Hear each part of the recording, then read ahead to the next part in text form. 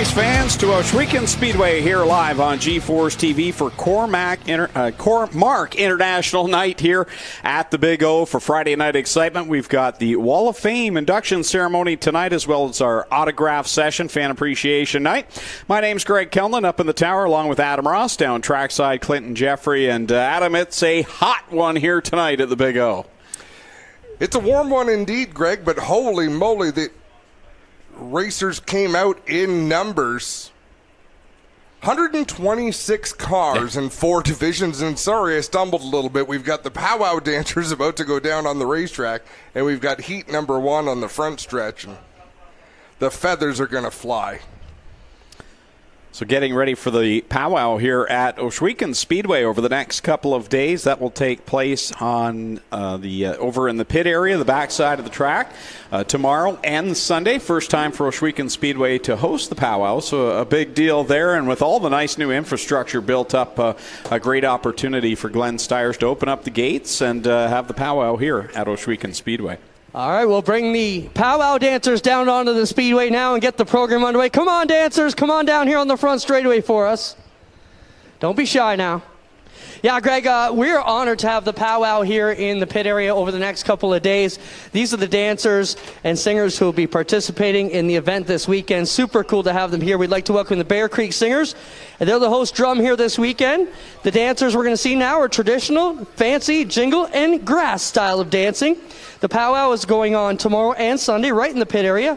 $10 for adults, 2-day pass, $15. Children under 12 is $2. Gates open Saturday 11, grand entry of dancers at 1, and the gates open Sunday at 10. Dancers will grand entry at noon, and they'll announce the winners about 5 o'clock each day. We got a few more coming. I was going to tell you that, Clinton. You got a couple still coming, heading down there. Yeah, Doug's giving me the notice here. And we've seen the smoke dancers, but now we're going to see the powwow dancers and the Bear Creek Singers here as they work their way down. As you guys mentioned, autograph session down here on the straightaway at intermission, which is going to be a lot of fun. It's been a few years since we've done that. Also want to say all adult paying patrons today got a free ticket for an upcoming race. As we give a bit back to you, we appreciate you being with us through the pandemic and all the stuff we've gone through and your patience. So this week's on you, next week on us. How about that, guys? So cool we could do that.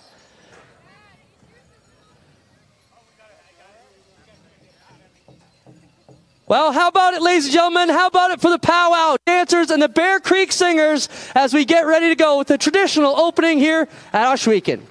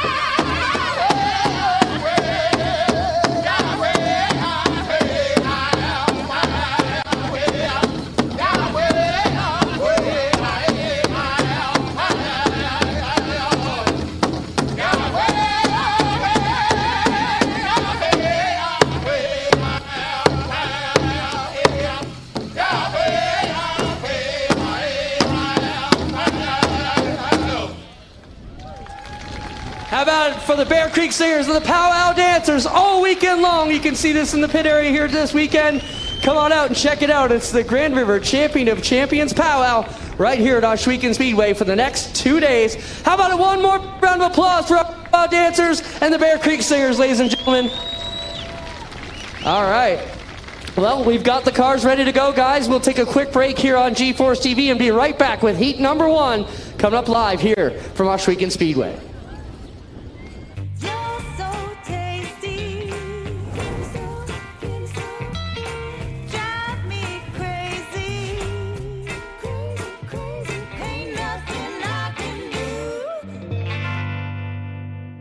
Early man discovered fire, but Quick Wick perfected fire. Quick Wick is the only fire starter that guarantees to start your campfire, wood stove, or fireplace without the need for kindling or paper.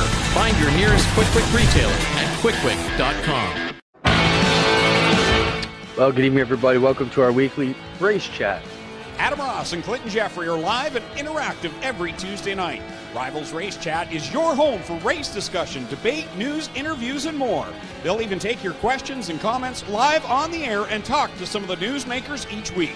Tune in every Tuesday night at 8 p.m. on G-Force TV.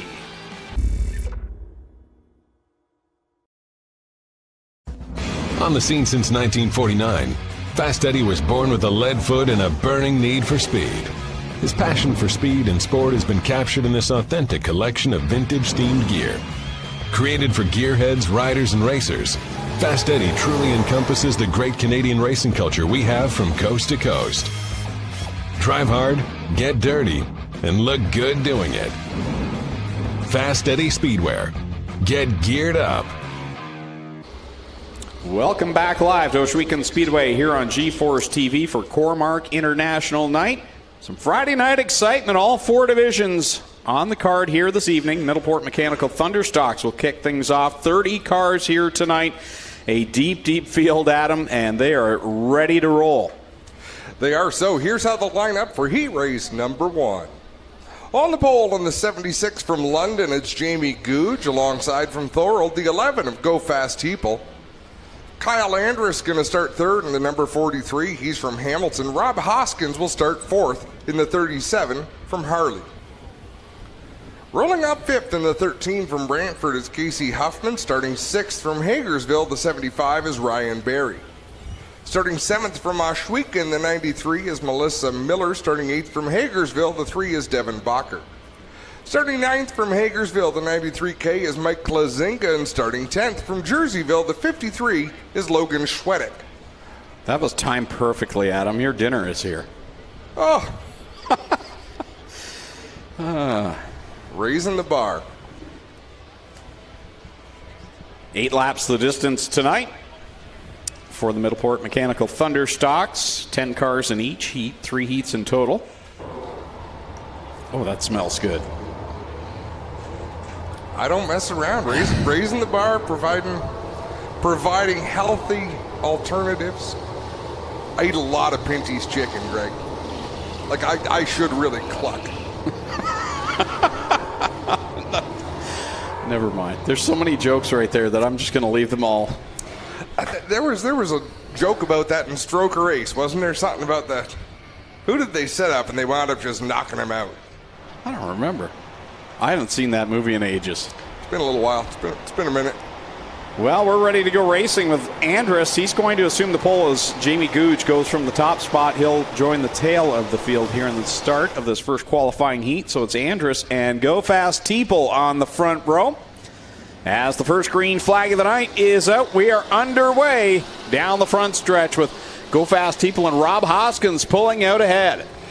Andrus did not get off to a good start. That outside groove really took off. Rob Hoskins goes from the 4th starting spot, and he'll lead the way down into turn 3. Ryan Barry back there in that 3rd position as Hoskins is your leader off of corner 4. Teeple in the 2nd spot. Then it's Barry, Andrus. Schwedick slips between Andrus and Huffman looking for that 4th position. Great battling going on. But it's all behind our lead duo, Rob Hoskins and Go Fast Teeple. They got out right on the start, and they've not been contested yet. They run 1-2 behind them. It's anybody's race as Barry Trying to hold off a hard-charging Logan Schwedek. Schwedek squeezed his car between the outside wall and that 75 of Barry. He rides that Advantage Electrical number 53 to the outside of the third position. Now trying to chase down the top two. Rob Hoskins in the 37, the 11 of Go Fast Teeple, and Schwedek is right there in the back bumper of the 11 machine. A little smoke out of the back end of Devin Bacher's number 3. There was smoke out of that car last week, too, if I remember right. Mike Klazinga in the 93 with the bright yellow numbers. He's finally making up for the front straightaway on the start. He backed out of it. He was up the inside of Melissa Miller, their teammates. They bring the cars here together, and he really had to back out of it. Lost himself a lot of ground, but boy, he's making up for it now. Yeah, he rides around the outside line. Meanwhile, Schwedek has taken over second from Teeple, but Teeple gets a good run off the second corner now, dives down to the inside of him into corner number 3 as they race down across the stripe. Another time by, it'll be 3 laps left to go for Rob Hoskins.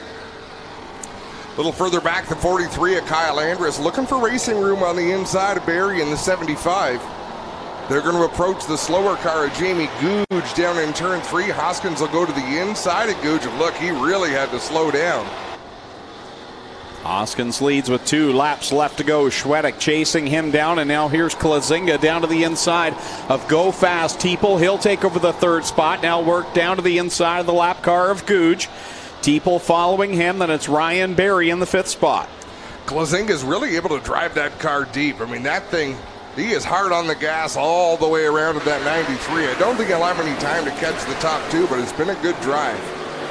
It's all Rob Hoskins, and good for him. With a half a lap left to go, he's had nothing but turmoil here in 2022, but it's clean and green for that white number 37 of Hoskins, and he'll pick up the heat race win over Logan Schwedek. Then it's Klazinga in 3rd over Teeple and Ryan Barry 5th, and at the line, then it's going to be Andrus, Huffman, and Miller all 3 wide at the line.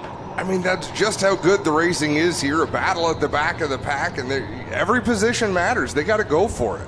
Yeah, with 30 cars here tonight, it's going to be tough sledding for everyone. Going to be some good feature action. Remember last week when I asked if gloves were mandatory here at the track? Mm-hmm. Mark McDonald knew I was talking about him, even though I didn't name him. And he messaged me this week and sent me a picture of his red gloves with a white palm. And when he was driving down the front stretch waving, it looked like a bare hand. And I intentionally didn't name a name. I didn't want to embarrass anybody. But that's how closely these racers pay attention and defend their honor. Here's how they'll line up. Frank Turkey's on the pole in the 38. The 2M is Mark McDonald. 32 is Mark Fawcett. The 427 is Tim Phelan. 41 is Adam Plazik. Donnie Lampman drives the 28D. Jim Lampman drives the 28. Scott McPhail in the 07. Mike Thorne in the 55. And the 108 junior is Zach Bleach. Second of 3 qualifiers for the Middleport Mechanical Thunderstocks. Ready to come to the green flag. And off they go down the front stretch. McDonald on the outside, Fawcett on the bottom. Fawcett, oh so close to picking up the feature win a week ago. Here he is leading down the backstretch. He was so. For the second race in a row, the pole sitter really didn't get a great start. Frank Turkey dropping back almost out of the top 5. It's Fawcett, McDonald, Plazik, and Phelan right now, making it 3 wide. Here comes Donnie Lampman in the 28D from the 5th spot, trying to charge up on that battle now between Plazik and McDonald. There's Phelan to the outside. They're going to make it 4 wide here. Some great cars further back, just not getting anywhere. Mike Thorne, Zach Bleach, Jim Lampman. You expect big things, but not able to break free of each other. And Frank Turkey, after a slow start, is up to speed, battling with those drivers. Great shot out of the drone as we see that battle from second on back. Adam Plazik holds the position as they work off the 4th corner. There you see Mark McDonald and Donnie Lampman side by side. Tim Phelan comes into the shot. These cars are so close anymore from the front to the back of this field. It's unbelievable. I mean, Scott McPhail on the 07 all the way at the back of the field. But the whole pack is still within half a straightaway as they work through for the halfway point. You know, that's a good point, Adam. I mean, we look back before the races tonight thinking about some of our younger years of going to the racetrack, and it used to be you'd have 5 or 6 really good cars in a division, and then, you know, there was those middle to back packers. But boy, we see it here, especially in the Thunder stocks, where it's good from front to back. I can remember when the mod stocks only had 5 or 6 cars. You know, in street stocks we had 11 or 12 of them. There were times that while the track was growing, it was tough to draw the numbers, but year after year and countless improvements and good quality tech, everything adds up to a good experience, and the drivers show up. A lot of people say they missed the glory years of racing. I think we see it here weekly at Ohsweken Speedway right now. Like you said, 126 cars in the pits tonight, and here they are still going at it for that 4th position. McDonald now, Bleach has finally worked his way up. He's got Thorne right behind him. Contact at the very back between Jim Lampman and Scott McPhail. Everybody looking for racing room. White flag flies. Fawcett and Plazic out in front. Donnie Lampman firmly in 3rd. Behind them, it's anybody's race. Fawcett out in front, trying to get one spot better tonight in the feature. You could tell he was happy with 2nd, but was so disappointed he couldn't get that first Big O win. Look at the run Phelan has down the back straightaway. Watch that battle for 4th. Fawcett's going to win. Plazic 2nd. Lampman 3rd. 4th will go to Bleach, 5th to Thorne, 6th to McDonald, Phelan 7th, and then it's Turkey, McPhail, and Jim Lampman. Real shocker there. Yeah. Folks, you want to pay close attention to this starting lineup. There's no typos. It's the real deal. On the pole in the 23 from Hagersville is Trevor DeBoer. On the outside, it's the birthday boy in the number 19 from Ancaster, Kyle Wirt. Ryan Beagle will start 3rd in the 84 RK. He's from Victoria. Starting 4th from Guelph, the 79 is Christopher Hale. Starting 5th from Burlington, the 97 is Ron Logie. Starting 6th from Ohsweken, the 24 is Blake Bomberry. Starting 7th from Hagersville, the 49 is Dave Bailey. Starting 8th from Hagersville, the 48 is Brad Bacher. Starting 9th from Hagersville, the 25 is Ryan Denning. And starting 10th from Brampton, the 46 is Bill Zardo. Green is out. First attempt on dirt, we're being told, for Bill Zardo in the 46. And he's out there with the fast car heat. And that's how the handicap system works. If you show up after not racing at all, you get put to the back of the fast car heat. But probably this is where you want to be to learn. Good side-by-side battle. Trevor DeBoer at the line over Kyle Wirt. Well, actually, the scoring pylon shows Kyle Wirt as the leader on that trip by the start-finish line, the imaginary start-finish line. Why do we say that? Why do we say the imaginary start-finish line? Why do we? Yeah, there isn't one, as you've pointed out.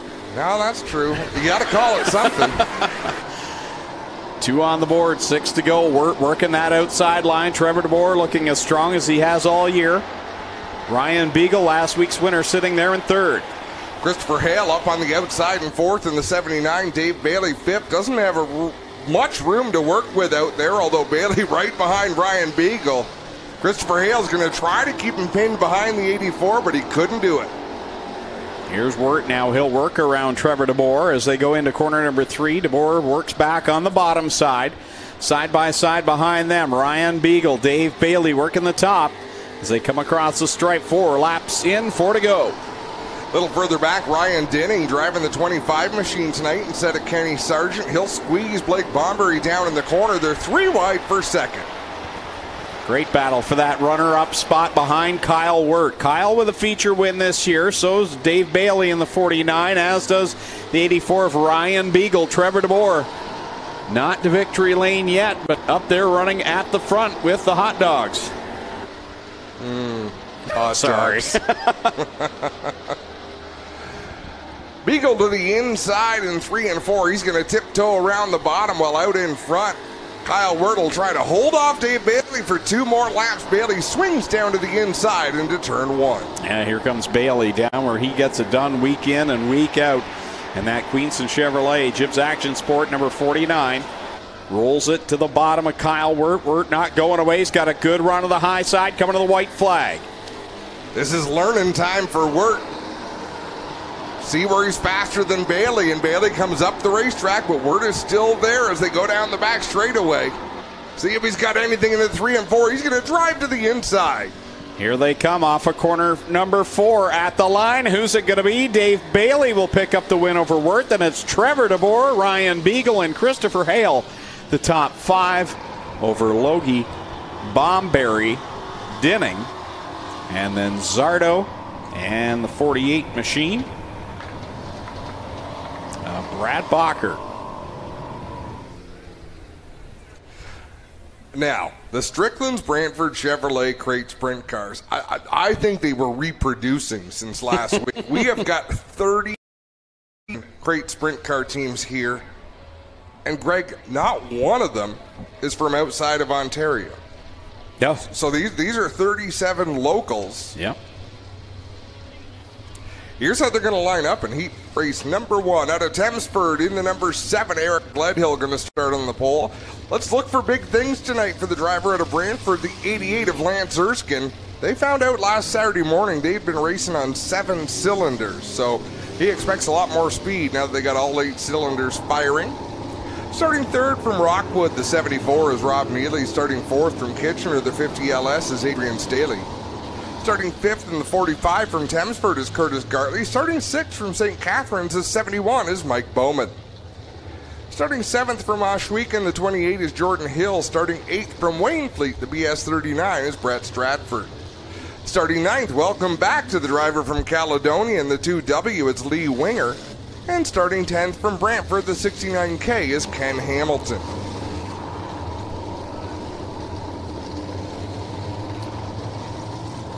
Actually, I took the time last week to kind of look at the crate sprint car standings just to see how many this year we'd seen. 40 cars in this division, so 37 of them here tonight. What a turnout. And you'll remember the last year we raced here full time, there was only one driver who qualified for every A main that year. That's how tough it was in that division. I think we'll probably have similar stats this season. Here we go. Eric Gledhill first on the pedal as they head down the front stretch. He drives that Oakwood Transport. Number 7 into corner number 1. Erskine around the outside of Rob Neely, wheel to wheel as they race off at corner 2. They'll drag race down the back straightaway. Neely picking up that 2nd spot. Lance Erskine 3rd. He's going to move to the bottom of the racetrack.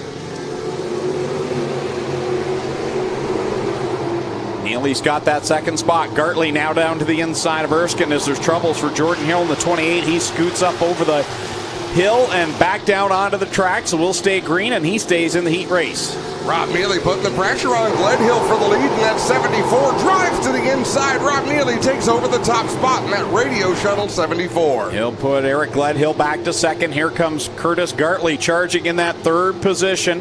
Some good battling going on between Brett Stratford and Adrian Staley as Stratford gets by Staley and into the 5th position. Whoa, hang on to it, Brett. Brett gets out of shape in turn 2. Up the racetrack he goes. Mike Bowman drives by in the 71. This battle is far from over. Stratford will come around the outside, retake that position in turn 4. Halfway home in this one, it's Rob Neely out in front over Eric Gledhill, Curtis Gartley, Lance Erskine, and Brett Stratford.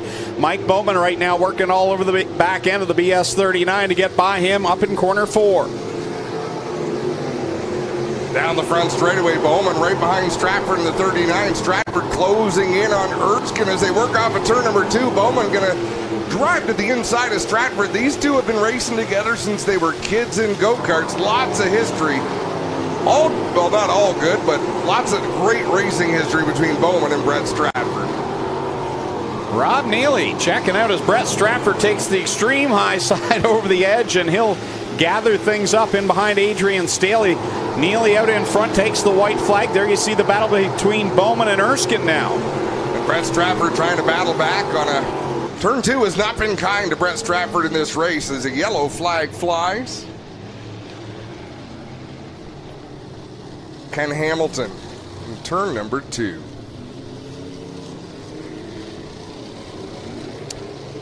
One lap left to go. The caution flag comes out with Rob Neely out in front over Eric Gledhill. Curtis Gartley in 3rd. Mike Bowman up to 4th. Lance Erskine in 5th. That's Adrian Staley, Brett Stratford, Lee Winger, and Jordan Hill, and then Ken Hamilton about to get the push up in corner 2. Yeah, I don't know what happened to Jordan Hill down in 1 and 2. That one lap, the car just didn't even come close to making that turn. He did a nice job to hang on to it and get back on the racetrack. But you lose so much ground. And again, this is another division where the cars are so fast and so even. So even. That's the... you get cars so even like this, it gets to be a momentum game, and the slightest mistake or wobble can lose a lot of track time, and we see that in and out as we come to the green and white flag. Rob Neely out in front. Can he hold on for the heat race win? Here comes Gledhill. Gledhill to the inside, Neely with a good run off the corner. Mike Bowman battling with Gartley down the backstretch. Bowman to the inside of Gartley as we come to the checkered flag. Rob Neely will pick up the win over Eric Gledhill at the line. It's going to be Bowman over Gartley, then it's Erskine in the 5th spot. Stratford, Staley, Winger, and Hill, and Hamilton. Beautiful crossover move by Gartley there on Mike Bowman coming off of turn 4. It was really the only opportunity he had if he hoped to get that spot. It didn't work out for him, but it was pretty to watch. Still 2 more heats to come for the Strickland Brantford Chevrolet Crate Sprint Car Division here on Cormark International Night. Did you say 2 or 3? Oh, sorry, 3. Yes, yeah, we got 4 heats. Forgot there's a second page. Yeah. Here's how they'll line up in heat race number 2. On the pole from Georgetown, the 2M is Steve Murdoch. Alongside him from Ohsweken, the 77T is Tyler Powless. Travis Hofstetter will start 3rd in the number 2. He's from Kitchener. Noel Teal will start 4th in the 14T. She is from Hagersville. Starting in 5th from Ancaster, the 26X is Terry Baker. Starting 6th from Ohsweken, the 77E is Ashton Van Every. Starting 7th from Ohsweken, the MK8 is Matt Hill. Starting 8th from Ancaster, the 16X is Keegan Baker. And starting 9th from Port Perry, the 4B is Daryl Peltier. What are the odds of Keegan Baker starting directly the row behind his father, Terry Baker? He better make the first corner stick. In practice, Terry Baker caught up to Keegan and passed him. And then Keegan got brave and followed Terry down into the next turn to the outside. And Terry Baker almost right-reared his own son there. Some heads-up driving. School of Hard Knocks. Is that what they call it? Something like that. Murdoch on the pole, and I've been impressed by Murdoch this year. He's really turned it up a notch in that 2M, as has Tyler Powless, who's new to the sprint car game, as Keegan Baker goes really high in corner 2, gathers it back up, and stays on track. Did a good job there to keep the car under control, get it back on the racetrack. Loses a lot of valuable track position, though. Top 2 have driven away. The battle is on for 3rd, back to 7th. Van Every on the high side. To the bottom is Teal, and here comes that Peltier number 4B machine. Scoots by into the 3rd position.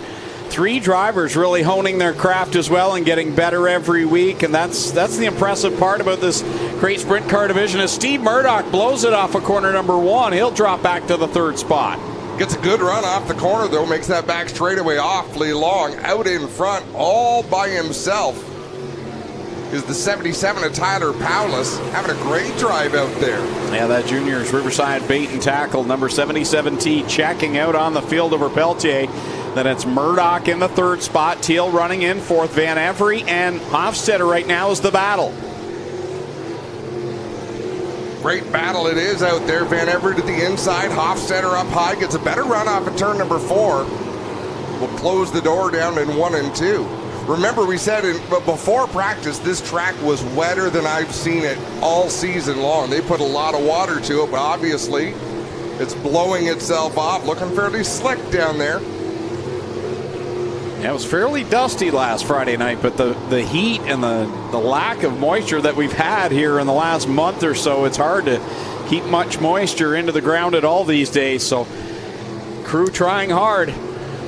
Man, oh man. 2 laps left for Powless. It'll be the white flag this time, but look at Peltier closing in as they work through 3 and 4. White flag comes out. Across the stripe goes Powless with Peltier giving chase. He'll go down into corner number 1. Closes the gap a little bit more. Gets a bit sideways in 2. Powless sends it down the backstretch. I think he missed his opportunity there. He had 1 shot and he missed.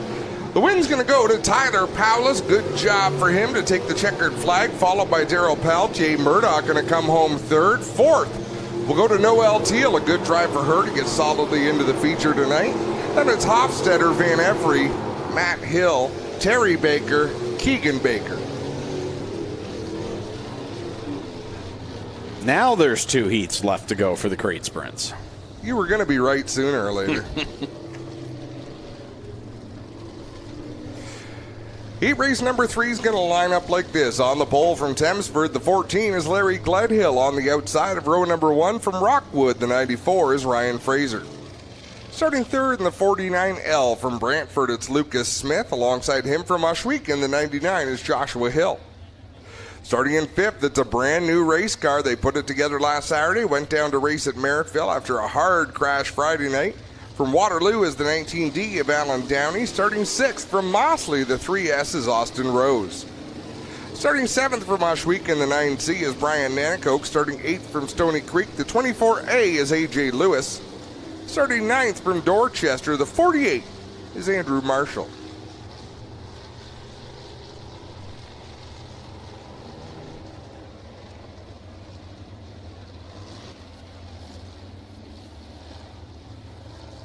White flag being displayed.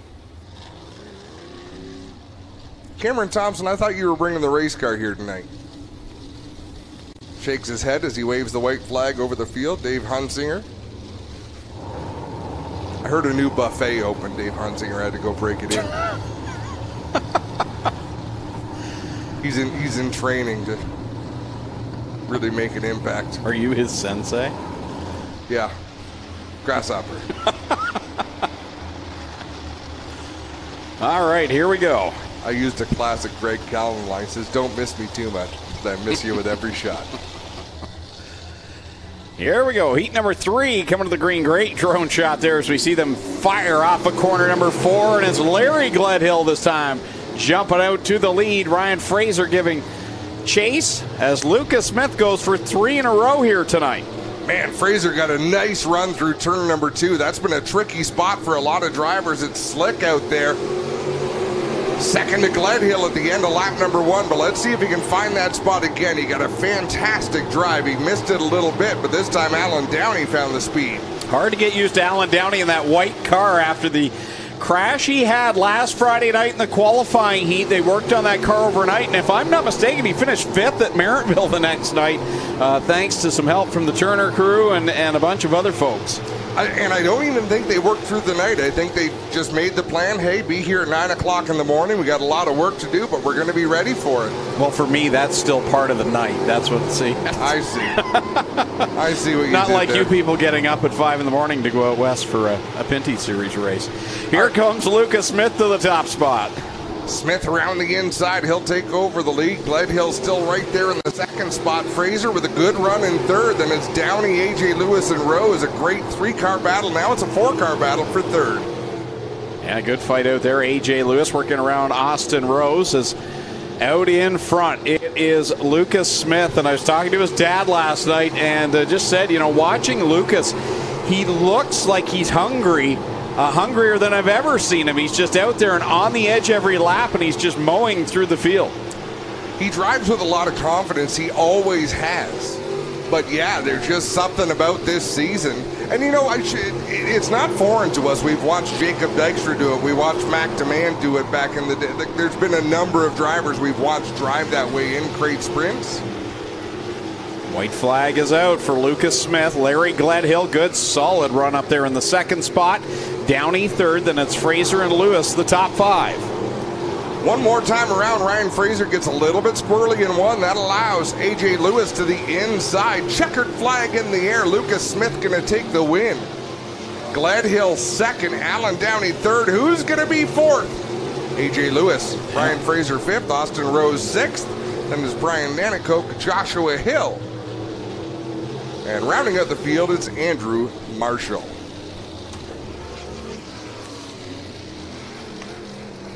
Still to come, one more qualifying heat for the Strickland Brantford Chevrolet Crate Sprint Car Division. 8 laps the distance. Guys, just want to mention we got Valhalla Mobile. They are a gaming platform. They're in the main concession booth.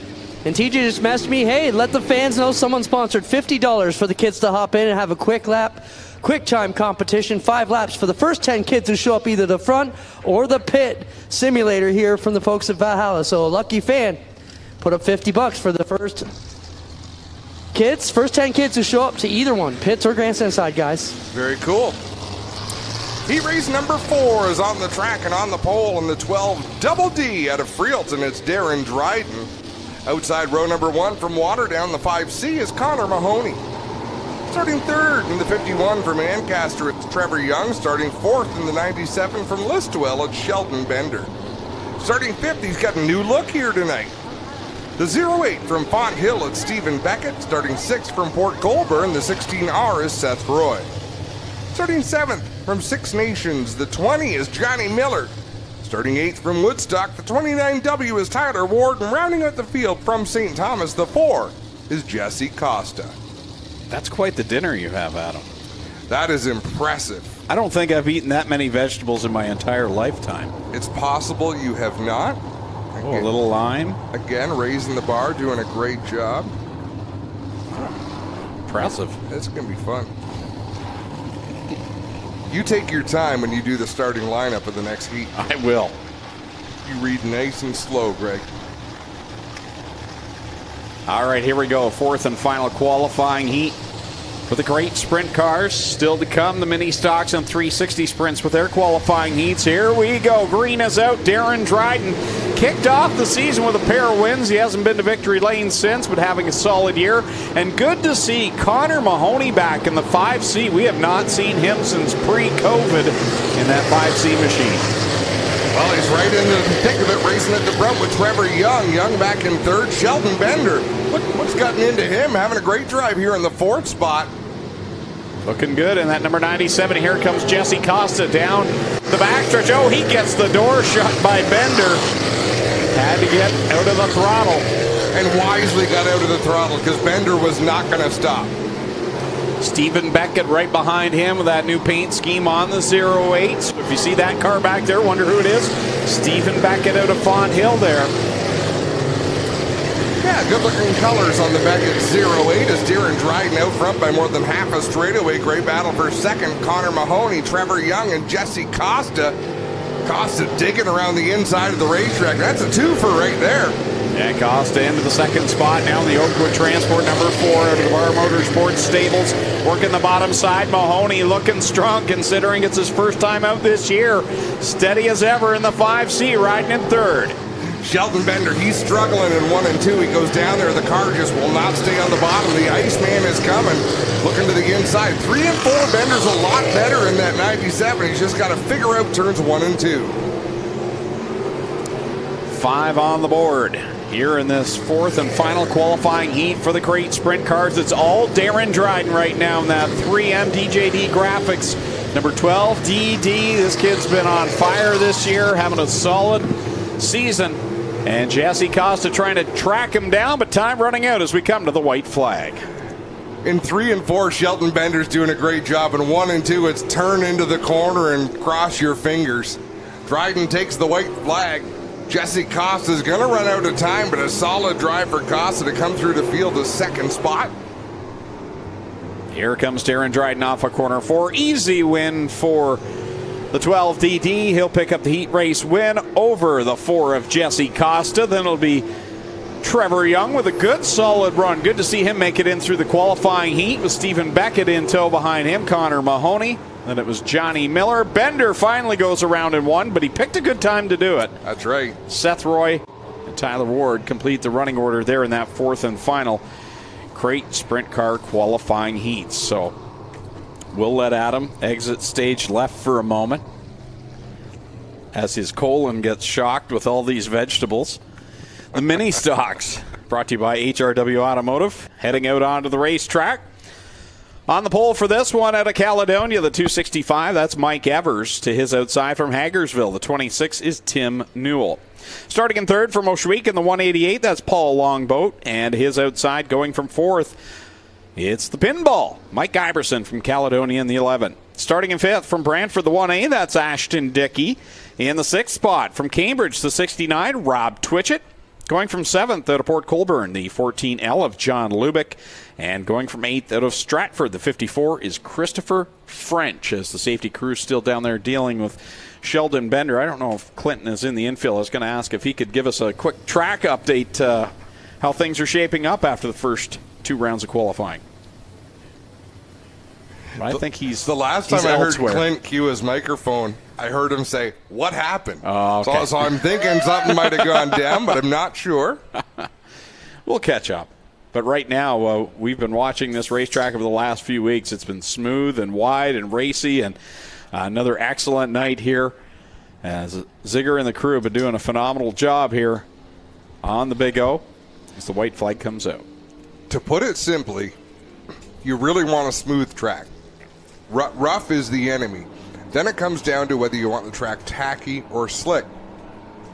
Tacky is fun. Everybody drives really fast, but crashes are much harder on a tacky track. On a slick track, cars slide a bit more.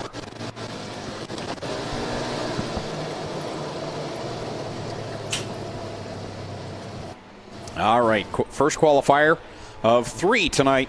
Well, make it 4. See, I can't. Not used to 2 pages. 4 qualifying heats for the HRW Automotive Mini Stock. 6 laps for each, and the first one is underway as Evers heads down into corner number 1. And look at John Lubeck from the back up to the front. The drop of the green flag there in the 14L. Yellow flag is displayed. Doug Leonard, the race director, would be something he didn't like about that start.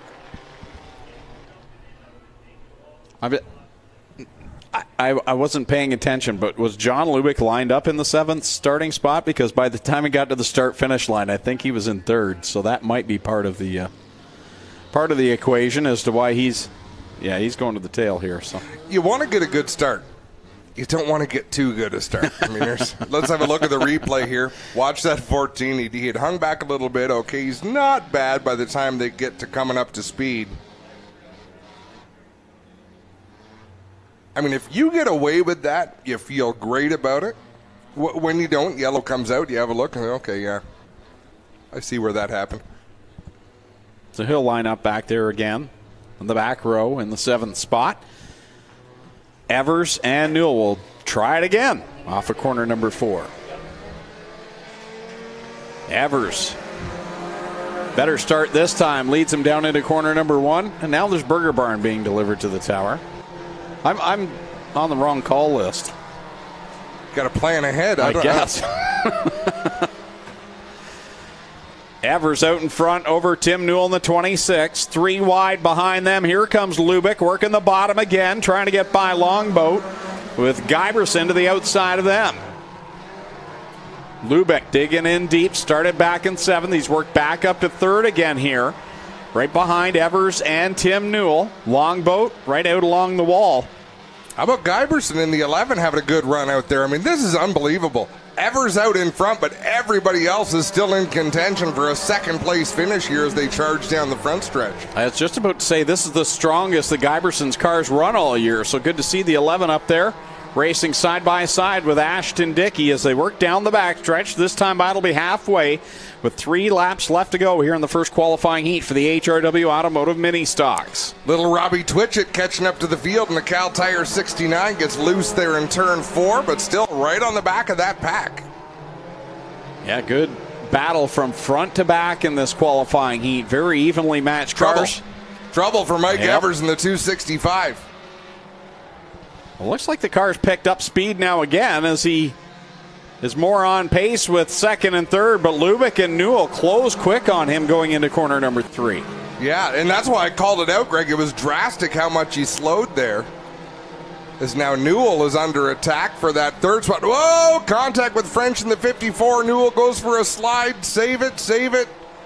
Kind of saved it. White flag out. Here's the battle for the lead. Evers, bobbles off of 4. Lubick down to the inside. It's still Evers over Lubick with 1 lap left to go.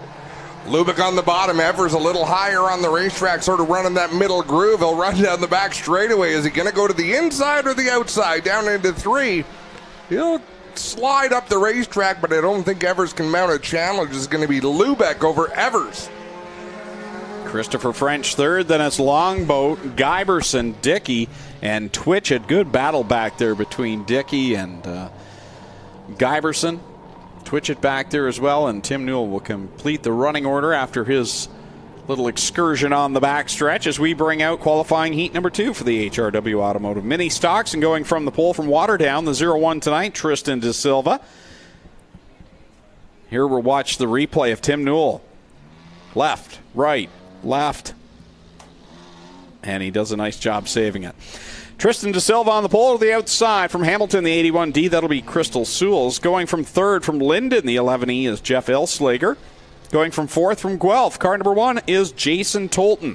Starting in fifth from Hagersville, the 23 is Dusty DeBoer. And going sixth from Paris, the 79 is Steve Miller.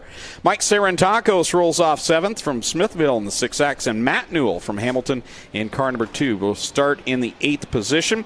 And Jason Tolton asked if I would wish Michelle Wrightson a happy birthday from Charlie, Brian, Karen, and Jason. Thanks in advance, says Jason, because she's here tonight celebrating. And what a great place to celebrate your birthday. So happy birthday, Michelle. Hope you're enjoying it. Maybe car number 1 can get a heat race win here for you. He's had a lot of speed out there. Tristan De Silva, there's a driver who could use a good night tonight. He's had some battles. Yeah, he's one of those drivers that back in 2019 was contending weekly for feature wins. We haven't seen that yet in 2022, but could easily turn tonight into one of those nights. In the Let's Landscape Jibs Action Sports 0-1, he's out in front over Elslager, then it's DeBoer. Few cars out there are getting a little sideways. Yeah, they sure were. And De Silva is a really good racer. I mean, that's one thing we should say about him. The car is fast. His dad gives him a good car. He's just had some bad luck this season. One of those years, but you know he'll get it turned around. Always a fast car is that 0-1. He's out in front over Elslager on the bottom, who's been solid this year as well. He's had some misfortune, but hanging tough right now. Good 3-car fight behind them. Dusty DeBoer is right in the middle of Tolton and Newell. Here comes Tolton with a big head of steam through 4. And Elslager did not get through 4 very well, so where's Tolton going to go? He looks to the outside. That door gets shut. He's going to look to the outside again down in 1 and 2. Now what's he going to do as De Silva lets up off of corner 2 just a little bit? Thought maybe Tolton was going to dive down to the bottom, but he works to the outside of Elslager, and now he's right on the back bumper of the leader. Tolton looks pretty bound and determined to stick to the outside groove, and that one machine is Vacu Trucks number 1. Right behind the Jibs Action Sports 0-1 of De Silva as they work off of turn number 2. Both those drivers running the same line. Tolton to the outside. Is there room? Yeah, he's committed to it. He sticks it right up against the concrete. He's on the outside of De Silva trying to get a strong run as Sewells, the slower car, was sitting up there on the high side of 4 with the leaders going by. White flag displayed. Sewell's going to work her way down and stay out of harm's way. What a battle 3 wide just for a moment in turn 2 as Tolton edges out in front of De Silva. That car was a handful off of corner number 2, but Tolton reels it in as he works off of corner 4. What a drive by car number 1. Jason Tolton gets it done over Tristan De Silva and Jeff Elslager. Then it was Matt Newell, Sarantakos, DeBoer, and Miller, and Sewells bringing up the tail. Well, there you go, Michelle Wrightson. There's your birthday gift. Jason Tolton just gave you something to cheer about as he drives from back. Where'd he start? Back in the 4th spot and drove up to the top spot using the outside line. That wasn't an easy drive for Jason Tolton. 3rd qualifier for the HRW Automotive Mini Stocks out onto the racetrack. Wade Thorne goes from the pole. He's from Waterford in the 4. Starting second from New Hamburg in the 21H, it's Ryan Hiller. Rolling off third out of Brantford, the 64, is Nick Erskine. And going from 4th, Eric York out of Smithville in the 51. Car number 9 will start in the 5th spot. That's Tim DeBoer from York. Fabio Oliveri from Ancaster in the 16 goes from 6th. Don Deagle out of Hamilton in car 12 starts 7th. And Jeremy Hughes in the 10J. He's back in the 10J tonight. He'll start from the 8th and final spot. Here we go. 6 more laps. Heat race number 3 for the minis. They're already 3 wide down into corner number 1 as you got Erskine on the bottom, Thorne in the middle, Hiller on the outside. Here comes Tim DeBoer in the mix. There's some speed out there in this heat, and there is some aggression. 3 wide, 2 rows deep down the back straightaway towards 3. Thorne going to lead the way through 3 and 4, but Nick Erskine working the bottom. So is DeBoer in that number 9. Thorne pinches right up to the wall. Hiller not left a lot of room. Now York looks to the bottom of both of them with Nick Erskine down there as well. Great racing there amongst the top 7 as Tim DeBoer is back there as well, fighting with Fabio Oliveri. And on the outside of him, Jeremy Hughes in the 10J. Hughes with a good run off of turn 4. Fabio Oliveri in the 16 closed right in there, but not able to make a move just yet. Oliveri settled into that 5th spot. Now Erskine slides up in turn 2 right towards the left rear corner of the Hiller 21. He'll take a run to the inside in turn 3. Here they come off of corner number 4. Wade Thorne out in front in the 4 machine. York back there in second. Erskine to the inside of Hiller that time. Will take the 3rd spot as they work it into corner number 1. Hiller goes up the hill. That opens up the bottom side for Fabio Oliveri. He's digging on that bottom in the Kubota machine. Jeremy Hughes got a little bit crossed up coming off of turn 2. He was right up there in the battle and he dropped back a little bit. He'll try to fend off DeBoer, but at the front, Wade Thorne leading the way with 2 laps to go. He's got about 3 car length advantage over Eric York. Thorne's got that one hooked up as he tries to pull away from York. York having another solid outing in that 51 machine as they work it through corner number 3 to the white flag. Erskine trying to hold off Hiller. Fabio's right there as well. What great racing in this qualifier. Oliveri trying to clear Hiller on the front straightaway, but Hiller still holding the spot on the outside. Oliveri will clear him in turn 1.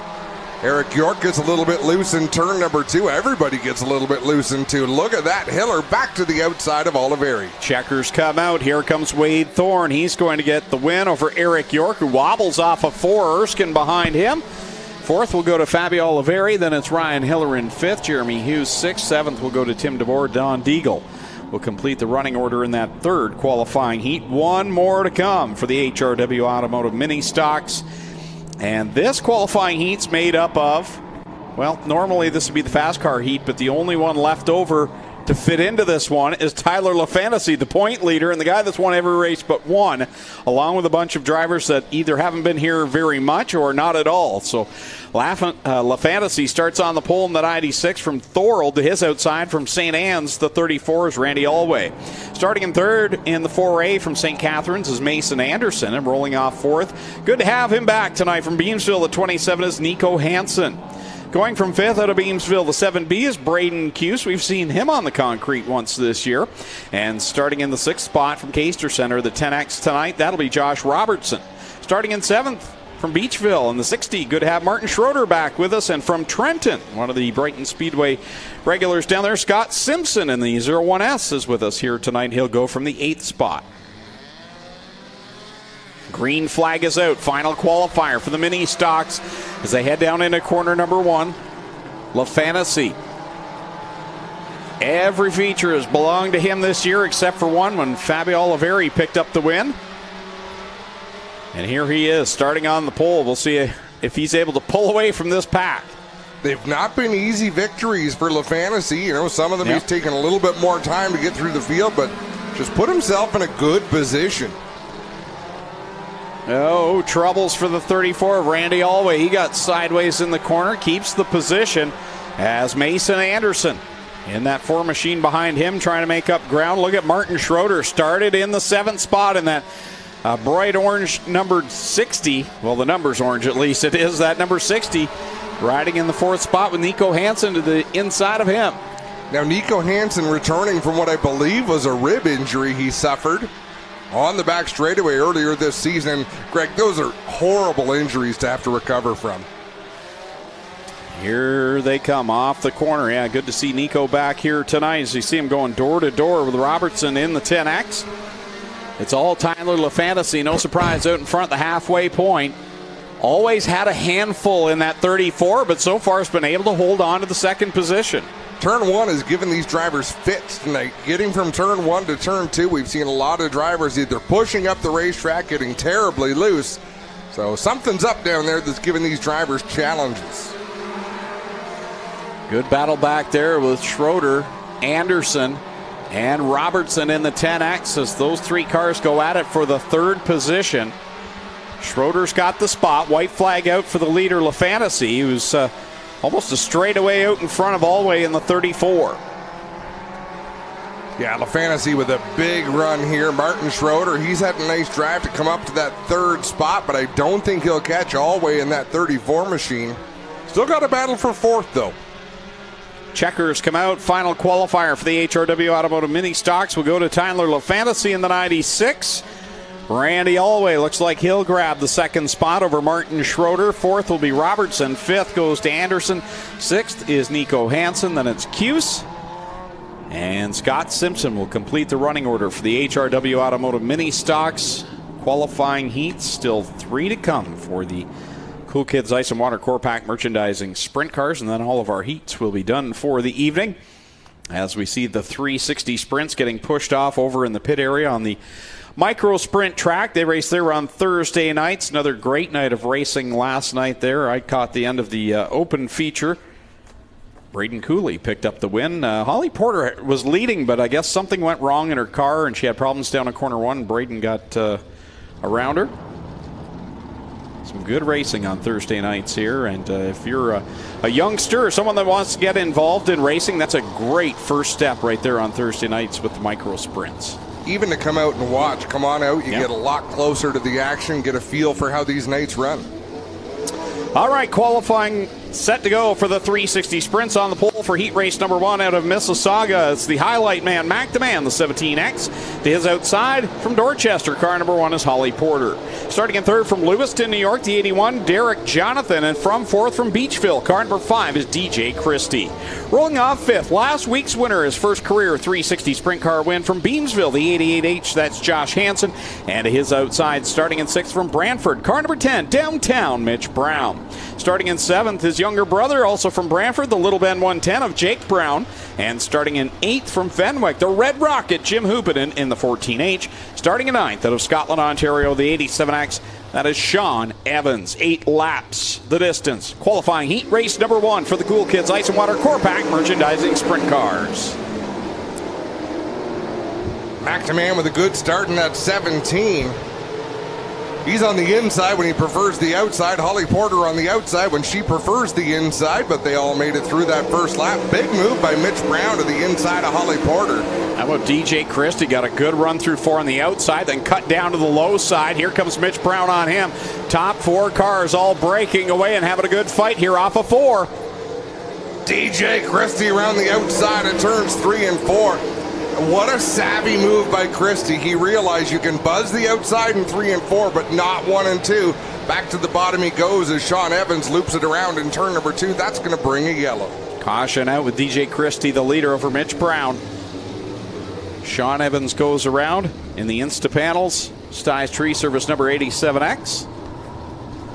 Ackland Insurance also a supporter on that car, and Sean Evans just probably need to push and be able to get right back going. Corner 2, actually 1 and 2, as you had just mentioned, pretty tricky spot here tonight. And DJ Christie working 3 and 4 to perfection, then cutting down to the bottom in 1 and 2. He had 2 very fast, solid laps running those lines. 3 and 4, you can still drive hard. You can go up on the outside. I wouldn't say there's a cushion, but there's some real tacky play to bite off of. Down in 1 and 2, and that's just the way the breeze has been blowing. It is slicked right off. Clint, what's going on down there? Car looks all right, guys. Should just be a quick push off for Sean Evans here. I don't see anything wrong with the Instapanels 87X here. He'll just roll it down the hill and we'll get him pushed off, guys. It was an innocent looking spin. Easy for me to say. I can tell you the track is very slick tonight. The moisture is going away quickly. These guys are really going to have to hope the old Ohsweken comes back, where it comes back after dark. You know what? They'll all adjust. They've all got the tools they need in the trailers. They've all got the knowledge to make their cars fast on a slick racetrack. I mean, that's just my opinion, Greg. I've got a lot of them. But if the track is smooth, slick or tacky, doesn't matter. It's the same for everybody. And you're right. They'll all work on it and figure it out. So DJ Christie slowly down the back straightaway in that neon yellow number 5. He's got some aggression behind him. The highlight man, Mac DeMan in the 17, Mitch Brown in the 10, Holly Porter in the 1. Back to green we go. Single file past the restart cone, and DJ Christie just takes off. Man, that car just looks like it's been shot out of a cannon tonight. It's so fast, especially through 3 and 4.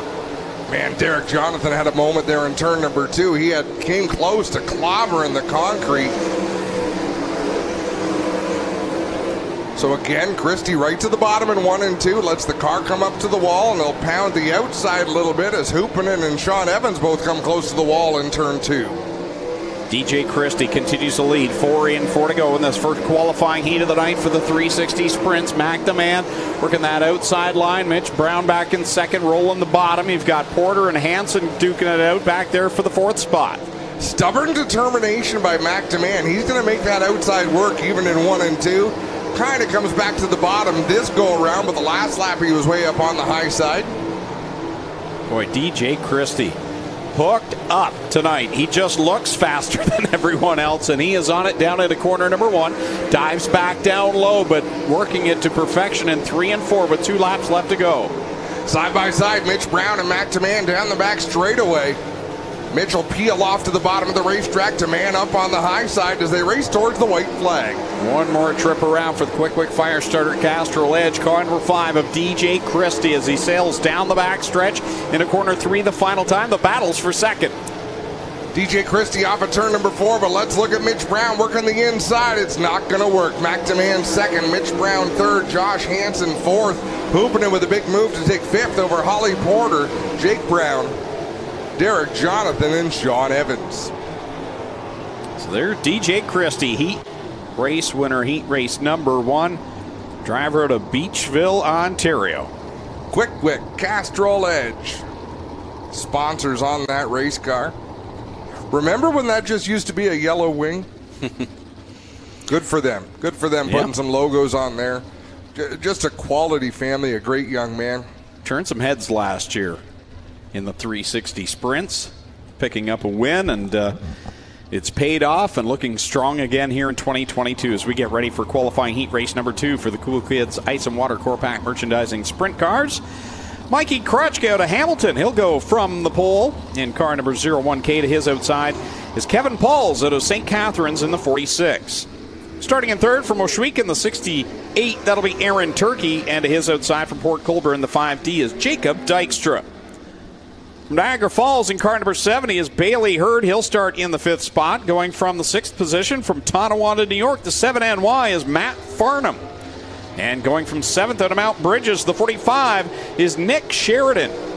Going from the 8th spot from Scotland, Ontario, in car number 15 tonight, this is Dylan Westbrook. Dylan Westbrook in the Nitro 54, number 15 tonight. And Paul Ballantyne out of Brantford, car number 27, will start in the 9th spot. Good to have Paul back with us. So it's Dylan Westbrook in the 15 tonight. Keep an eye on him back there. And I mean, it goes without saying, but we've always got highlights in every heat. There's some good racers out here in this heat. Turkey, Krutchka, Bailey Hurd is on the move. Nick Sheridan back there. Dylan Westbrook, Matt Farnham, Jacob Dykstra. No slouches in this one either as we go down the backstretch as Aaron Turkey gets by Kevin Pauls. Look at Dylan Westbrook already to the 3rd spot. That Nitro 54 variety number 15. Wow, Kevin Pauls with a good bite off of turn number 4 as he mounts a challenge on Aaron Turkey. Then gets up in front of Dylan Westbrook. That allows Matt Farnham to go by. Now Westbrook going to go by out in front. It's all Mikey Krutchka. Matt Farnham has been excellent since moving to the sprint car division. He started in the crates and was a winner instantly. Here he is in the 360s now, always a threat in that 7NY. He's got some talent, that's for sure, does Matt Farnham. Nick Sheridan just made a pass on the back straightaway to move up to the 6th position. Dylan Westbrook trying to feel things out in that black and yellow number 15. He runs in the 4th spot. Farnham now trying to close the gap on Aaron Turkey. He'll look down in corner number 3. He's trying to find something. Can't get the bite off of 4. Turkey holds the spot. 2nd place for him. It's all Mikey Krutchka out in front. In that installation, Best Way Betting 01K. Farnham got a good run through 1 and 2, a little bit better than Aaron Turkey, but Turkey able to carry a lot of speed through 3 and 4, but don't look now. Here comes Dylan Westbrook. Yeah, Dylan Westbrook in that pack track right now with Aaron Turkey and Matt Farnham. Good little battle going on as Kruchka will cross a line with 2 laps left to go. Westbrook looking to the outside right now. They're all going to go back to the bottom in 1 and 2. Aaron Turkey's getting more and more comfortable lap after lap in that 68 machine. He's pulling away now from Farnham as they get the white flag. One more time around for Mikey Kruchka. He's got a feature win here in 2022. Off to a good start here tonight in the second qualifier. Down into 3 and 4 for the final time. Kruchka brings it down the front straightaway to the checkered flag. He's going to take the win. Aaron Turkey going to hang on for second. Westbrook. Dylan Westbrook for third. What a move on Matt Farnham to take that third finishing position. You've got to have a lot of trust in the people you're racing against. And I'm going to tell a story a little bit later on about Nick Sheridan and Josh Hansen, what happened last week. And the awareness you develop as a race car driver that takes you from being good to being great. That was a pucker up moment right there off of corner 4, but Dylan had all the confidence in the world and makes it stick for the third spot. One more qualifying heat to come for the evening, and it's the third and final for the Cool Kids Ice and Water Core Pack Merchandising Sprint Cars. Ryan Turner, the winner of the 16th running of the Canadian Sprint Car Nationals back on July the 1st. He'll go from the pole. He's from Dunnville in the 91.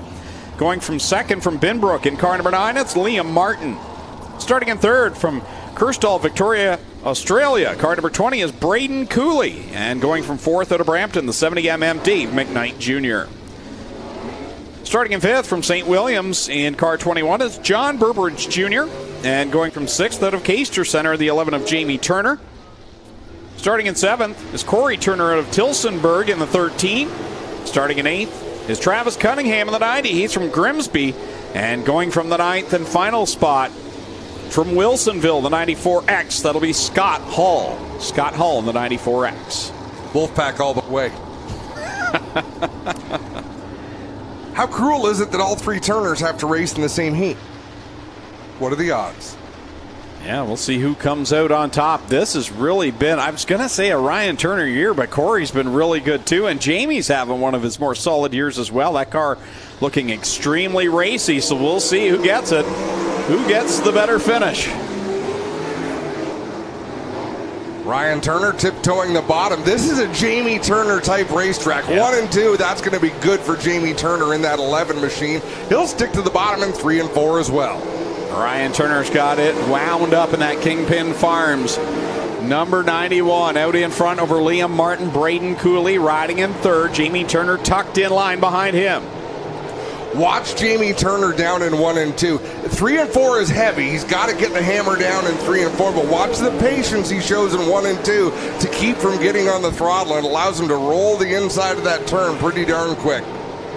Here comes Corey Turner down to the inside of Braden Cooley, looking for position number 3 in the Petro Plus Burger Barn. Number 13, that GSR machine on the outside staying strong for Braden Cooley. Loses a little bit of grip there in 1 and 2, and look at the launch. Corey Turner gets down the back straightaway. He'll go to the inside of Liam Martin.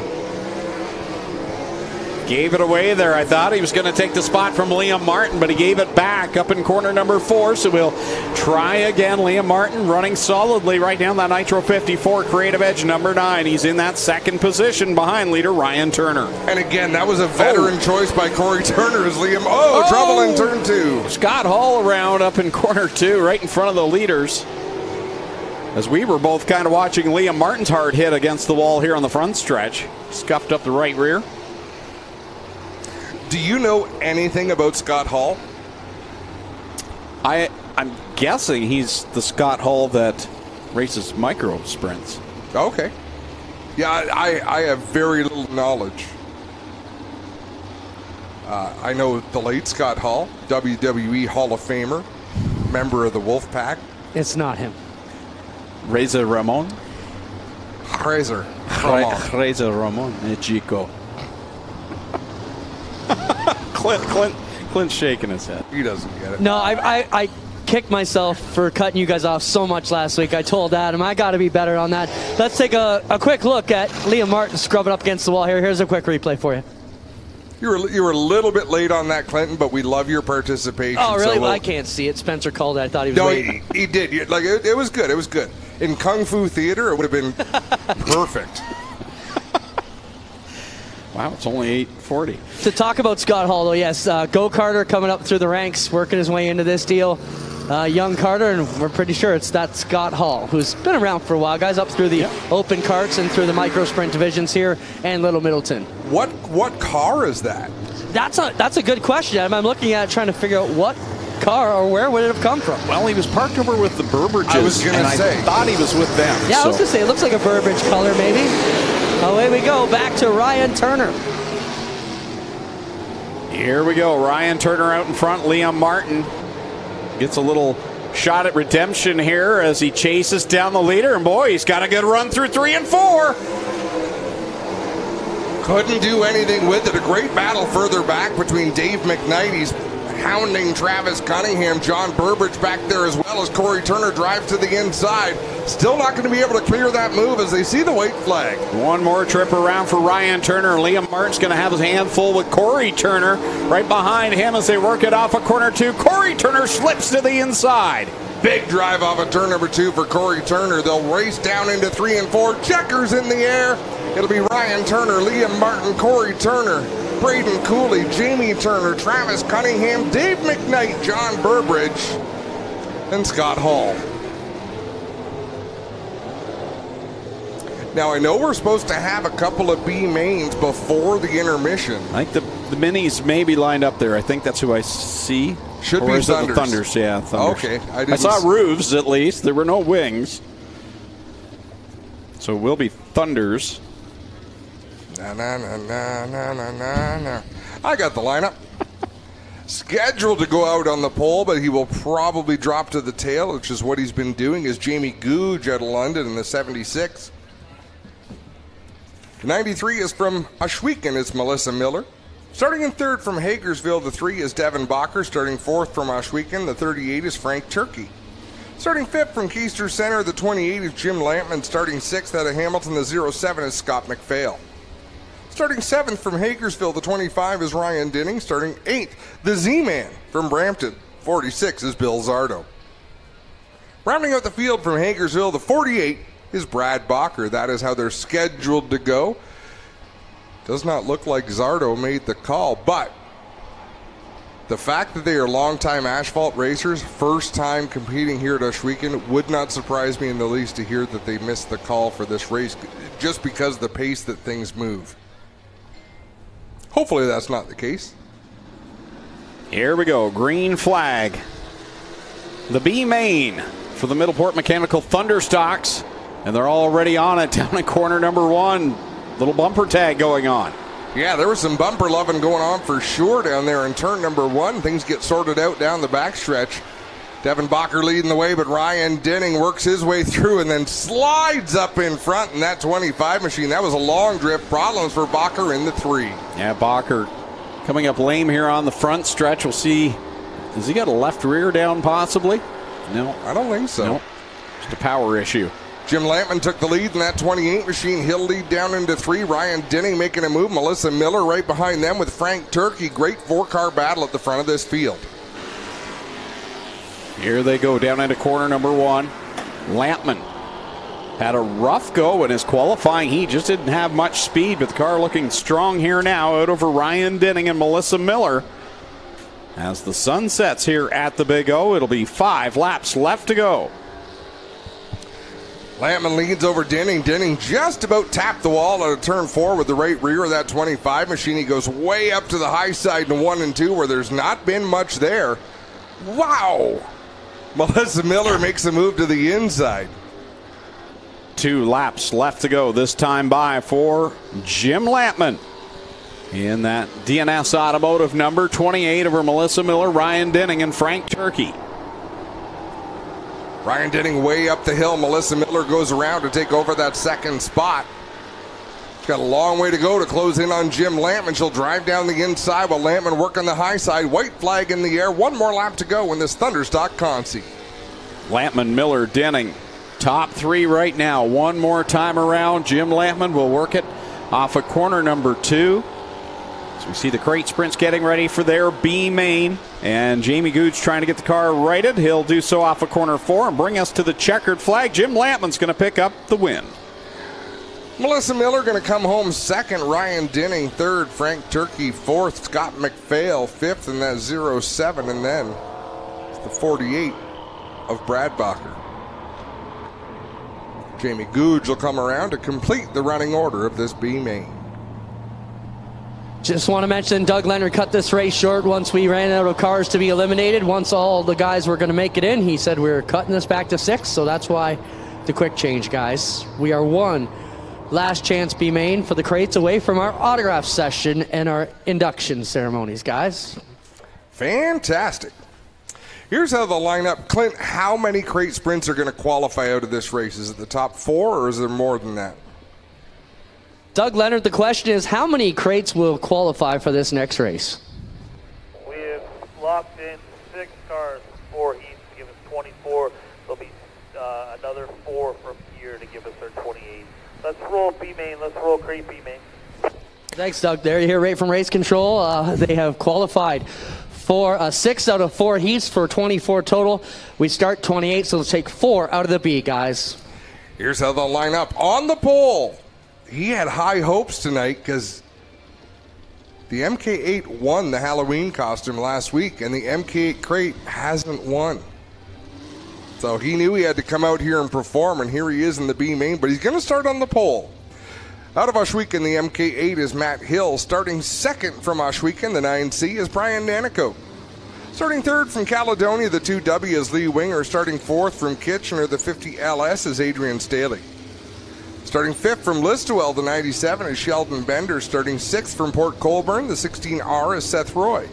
Starting seventh from Ancaster, the 26X is Terry Baker. Starting eighth in the 99 out of Ohsweken is Joshua Hill.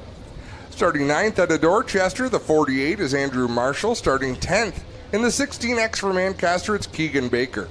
Starting 11th from Woodstock, the 29W is Tyler Ward. Starting 12th in the 28 from Ohsweken is Jordan Hill. Rounding out the field, starting 13th from Brantford, the 69K is Ken Hamilton. That is how they're scheduled to line up. Looks like one car missing.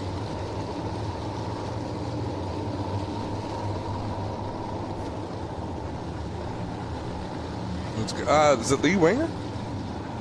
The two of Lee Winger. Yep. All right, so 4 to transfer. I feel bad for Sheldon Bender out there. He drove a good race. He raced well in his heat, not quite good enough. And these are pressure-packed races. A Consi where cars get sent home is as stressful a race as a driver has to run. Here we go. Green flag is out, and Brian Anacoke will lead them down into corner number 1 with Matt Hill on the bottom. Here comes Staley in the 50. 3-car breakaway at the front. Terry Baker knew how important it was to get up into a transfer spot. He passed a few cars in that 26 machine in 1 and 2. He'll run in 4th. Out in front is Nanicoke, Staley, and Matt Hill. Down the back stretch will go Brian Anacoke out in front in that Canada Fuels number 9C. Staley back there in the 2nd spot. Then it's Hill and Baker. Those are your top 4. Caution, yes it is. Hamilton is around in 2.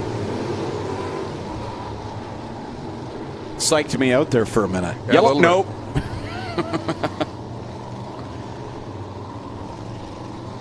You know, Cameron Thompson made the decision to go racing this season. I'm happy for him. He got a checkered flag. I'm sure that's a big goal of his.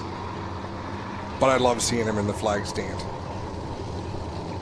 Does a great job. We have so many great flaggers in this region, and he's one of them.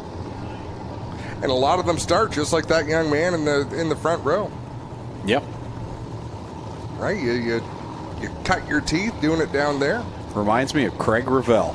When I was a youngster growing up at Can-Am Speedway every week, there was a little boy down by the front stretch, and he was waving his flags. I didn't know until later on in my life that it was Craig? That it was Craig all those years.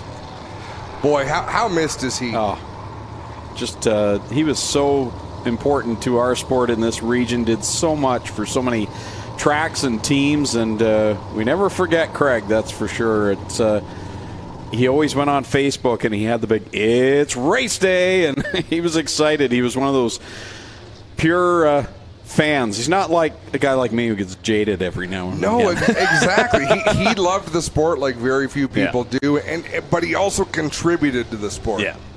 He put a lot into it, gave it his everything, and definitely missed Craig Ravel. So the white flag is out. We'll come back to the green flag next time around. With Nanakoke, Staley, Matt Hill, and Terry Baker right now, the top four. Those are the transfer cars. So that bright orange wing of Jordan Hill, he's on the outside. He wants to get in here to the big dance later on tonight. Jordan Hill drives with aggression. That's what you got to have in a race like this. He's right up on the tail tank of Terry Baker as they come past the cone. Where is he going to go into one? He goes to the high side. Well, the middle. And here comes Nanakoke. He'll hold the lead, but here's the battle for that transfer spot. Jordan Hill on the outside, Baker on the bottom. Here they roll it off of 4. Now Seth Roy's in the mix. Seth Roy to the inside of Baker. Tough restart for Terry Baker. He falls out of a transfer spot and then loses one more position.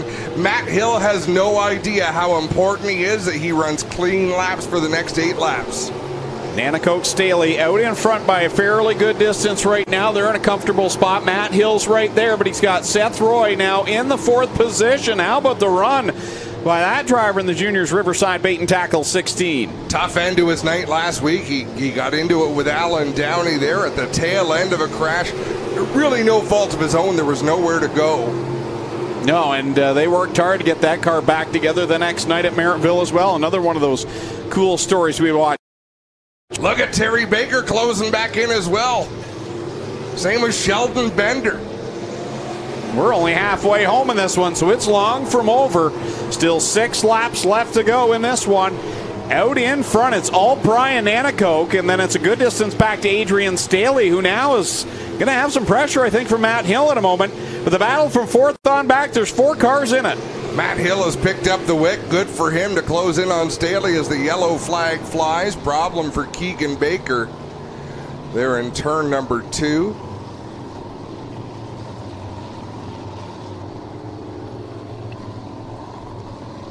There's not many racing facilities in Ontario that require consies in any division, Greg. It's something that used to be commonplace. We've got all kinds of them tonight. And they're just such... Nobody comes to the races with a race car wanting to watch the feature. No. And there's some very good cars that wind up loaded up before feature time. Keegan Baker looks like he's going to get pushed off, and he'll still have another chance here to get in. Yeah, no problem, guys. It was just one of those deals where you spin out and you hook it a little bit far to the left side, and the tires hook a little bit on the parts there. What am I trying to say? On the axle in the front there, it kind of hooks too much and sticks. Just need to help getting it straight out, and he's able to go. Drew a blank there. Oh, man. At our age, that happens. The kickdown bracket, whatever it is, I don't know. The whatchamacallit. The thingamabob got caught in the whatchamacallit. Brian Nanakoke in the 9C has been leading the whole way. He'll try to hang on to that top spot, but Adrian Staley in the 50, Matt Hill in the 8, Jordan Hill in the 28. They're all in transfer spots, but you know they'd like to pick up more positions. Seth Roy, not a good start for the 16, but Terry Baker right up on the back end of Jordan Hill. Here they roll through corner number 4. Brian Nanakoke will take the spot over Adrian Staley. Matt Hill in the battle right now. Jordan Hill's got the 4th spot. He opens up the bottom lane. Here comes Terry Baker in the 26, takes it back. The only groove that's really working in 1 and 2 is right around the bottom, but in 3 and 4, Jordan Hill can get a great run up high, and he'll pull alongside the 26 of Baker at the stripe. Starting to get the feeling that 4th spot's going to be decided on the last corner, and here comes Jordan Hill trying to find it back now. Don't forget, Seth Roy was sitting back there in the 6th spot. He was in a transfer spot not too long ago. Now he's got some work to catch back up. And with 2 laps to go, they are close to Matt Hill in the MK8 as well. So there is lots still to be settled here as Brian Nanakoke doing a great job hanging on to the lead out there. But Matt Hill did not get through turn number 2 very well. 2 of these 3 cars are likely going to make it to the feature, but 1 is not. Nanticoke and Staley in a good spot. Hill has the third position. Let's see if he does better this time. And two really goes up the hill. Here comes Jordan Hill chasing him down. Terry Baker as they come down to the final corners. Brian Nanticoke going to take the checkered flag. He'll get into the show. Adrian Staley gets in. Matt Hill gets in. Jordan Hill gets in. Terry Baker, Seth Roy, Sheldon Bender, Tyler Ward, Joshua Hill, Andrew Marshall, Keegan Baker, and Ken Hamilton. They're all going to load up. They don't have to watch the feature, but they're not going to race in it. Good battle there in the B main. Sometimes the B mains are just, they're there to watch, but that was interesting for sure. Well, so often, Greg, we get to the point where cars are disabled, right? Yep. So the B main, you got a couple of cars that aren't running right anyhow, so everybody's getting in. In this case, we had a good 12 cars that were capable of racing, and only 4 of them made it in. There's Tommy Gooch. Yeah, he's getting ready for the Wall of Fame induction ceremony. So we're going to take a break here on G-Force TV and be back as we get ready for our Fan Appreciation Wall of Fame ceremonies in just a minute.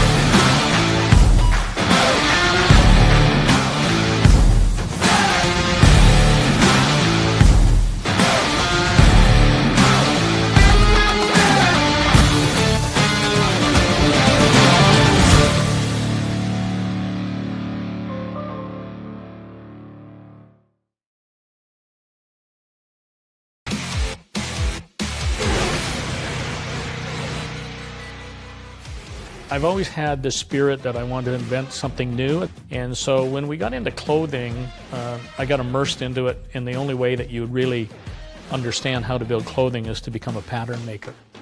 That pattern maker concept started becoming very interesting to me because I went, I can make this better. Love it.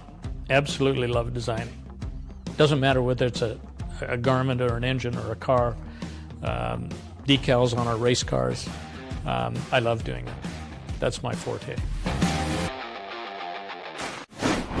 You're so tasty. Drive me crazy. Crazy. Ain't nothing I can do. Early man discovered fire, but Quick perfected fire. Quick is the only fire starter that guarantees to start your campfire, wood stove, or fireplace without the need for kindling or paper. Find your nearest Quick retailer at quickwick.com. Back live at Ohsweken Speedway for Cormark International Night here at the Big O on G-Force TV. I'm Greg Kellman. With me, Adam Ross, Clinton Jeffrey down trackside, and Tommy Googe is joining us for tonight's Wall of Fame ceremonies.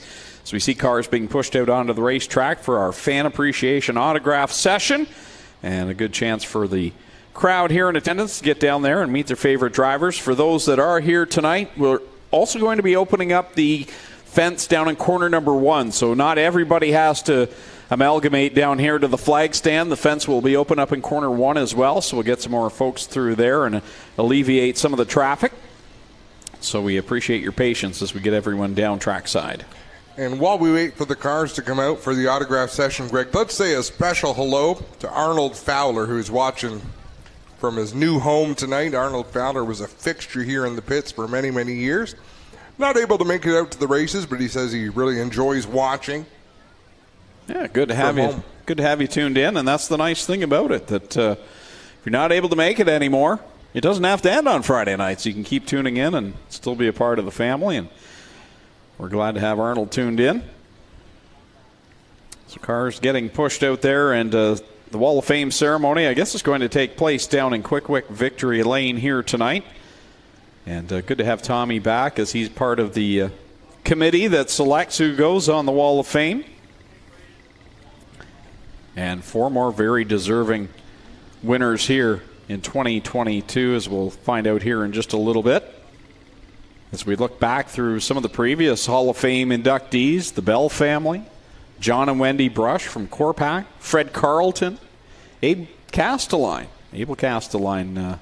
one of the former Wall of Fame inductees, Jim Cochran, Keith Dempster, Mike Giberson, the pinball, Kelly Hallett, we see him over in the Tech Barn on race nights, Gail Hill, big-time supporter of the Speedway here, Tom Hoopinen, Ryan Hunsinger, the gunslinger, our very own Clinton Jeffrey, the mongrel, Jay Mallory, and, of course, Ken and Cheryl Pelkey, who are so instrumental in the Speedway and management over the years.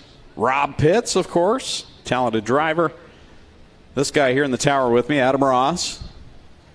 The Southern Ontario Sprints, the Stiers family, Jim Swing, and Zigger Van Tile, all previous inductees onto the Wall of Fame, and tonight we'll induct 4 more.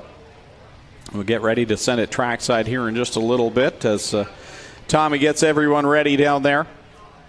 Cars getting ready on the track, and a beautiful, beautiful night here at the Big O. Don't forget to be back with us next Friday night. Things will change up a little bit next Friday night, as we will have the 360 Sprints and the Thunderstocks on the card, but it will be the Northeast Late Model Alliance Crate Late Model Tour race. They'll be here in town along with vintage cars, so a couple of different divisions next Friday night, 7:30 start time. Make sure you join us for that one. Of course, we'll be live on GeForce TV with that as well. I believe we'll also catch up with our Ackland Insurance Top Gun Award winners down trackside at some point as well. I want to thank Nathan Ackland for all his fantastic support here at Ohsweken Speedway. For all your insurance needs, see Ackland Insurance on King George Road in Brantford. I know he takes care of me and my family for all of our insurance needs and does a fantastic job. And we thank him for being our Top Gun Award sponsor. So we'll talk to those drivers that claimed Nathan's money here tonight. I got to get a sprint car so I can take Nathan's money. He takes mine, but it's a good thing he takes mine because he keeps us safe with that insurance. But Nathan's such a big supporter here at Ohsweken Speedway. What a great shot there. All the sprint car wings lined up here on this new front stretch wall, newly poured concrete front stretch wall, back stretch wall as well. And if you haven't been to Ohsweken Speedway yet in 2022, your first trip this year is going to be just eye-opening. You won't believe the changes with the new VIP suites over there off of corner number 3, and the pit area alone. It's a lot of it's paved back there now. The main pit road is all paved. There's lots of parking out in front. More to come. The big GSR building that's being built out front. There on screen right now is see the VIP building. There's a building behind it for the micro sprint track, which actually has washrooms in it. It's going to have a canteen, and that's where the officials are for micro sprints on Thursday nights. So great improvements here at the Big O. All right, I think we're going to send it down trackside. Tommy Googe and Clinton Jeffrey with the Wall of Fame ceremony. We're down here with Bob Monroe, our first of our Wall of Fame inductees. Hold on. Like that? All right, there we go. Bob's used to be on the mic back in the pit area, but how's it feel to be up here on the front stretch on the microphone? This is awesome. It's a real honor and a privilege to work here. I was trying to figure out how long you've been coming to the races. Definitely longer than this track's been around. I saw you mention something about the mid-'60s once. How long do you think it's been? This is year 53. And how long is it official? 53. Well, we thank very much Bob for all his service. He's the one on the microphone back there in the pit area keeping these drivers in line every night. And we're very happy to induct you into the Wall of Fame this year. Thanks very much. And everybody give a round of applause for Bob Monroe, our first Wall of Fame inductee tonight. I'd like to thank the Stiers family and everybody else I've had to work with over the years. It's been a great help. And all the best to everybody here. Thank you.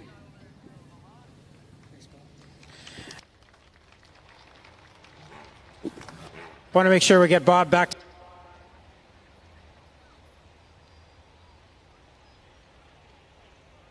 here. So we'll send Bob back to the pits, and we'll get to our next Wall of Fame inductee in here. Thank you very much, Bob. Thank you.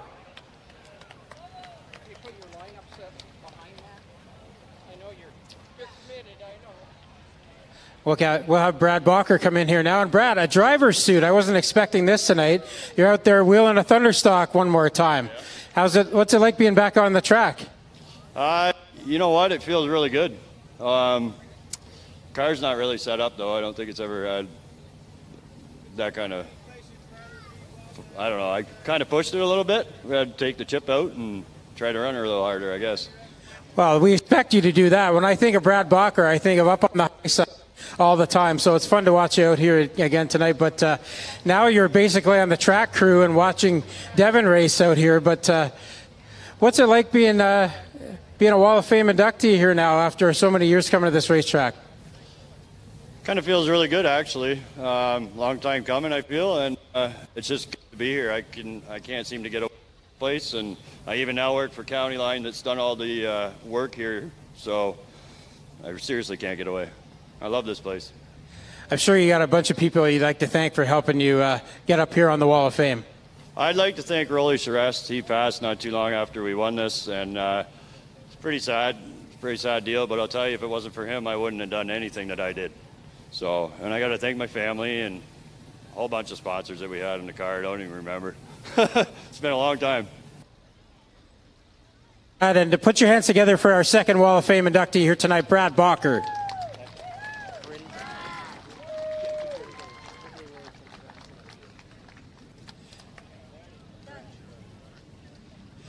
We're waiting for Corinne down here, but she's a little camera shy. So, Corinne, Jenny, behind the scenes right to the end, Corinne has always been involved in everything here. Ticket sales, banquet organizing, selling merchandise, all kinds of stuff. Corinne's done it all.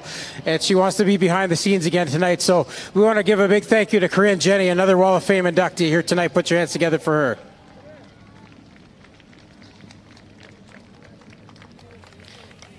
And last but not least, we'll have Doug Erskine come over here. And Doug Erskine, a mini stock champion here at Ohsweken, and Nick out here doing the honors in the number 64 now. But that was your 64 car for a long time. It wasn't a race night at Ohsweken without that car out here. Yeah, it's a great year. That was my Uncle Jack's number from way back in the 70s. Erskine's go way back to the 60s, the Cuga Speedway, and my dad raced Speedway Park in 67, and then my brothers, we all raced go-karts, and then eventually made it here to Ohsweken in 1998. And so I've been racing ever since, and I'm just so proud of Nick. He's doing so well. He just loves it. He's just a passion for this. What do you think about this place now? It's been a while since you've been in the driver's seat. Looks a little bit different, huh? Yeah, it's fantastic. Glenn Stiers is just doing an amazing job here. Oh, my God. All my family, they're just amazed. I got so many friends that have joined now to our track, and they love it every week now. It's great. That's Doug Erskine, another Wall of Fame inductee here tonight. Put your hands together for him and all of our 2022 Wall of Fame inductees. Thank you very much, Tommy. Great job down there, and great to have Tommy be a part of this because he's really one of the spearheads behind the Wall of Fame committee, and good to have him back with his family here tonight as well. So that's extra special. For a track, and folks, don't forget you can get onto the racetrack using the turn 1 gate as well.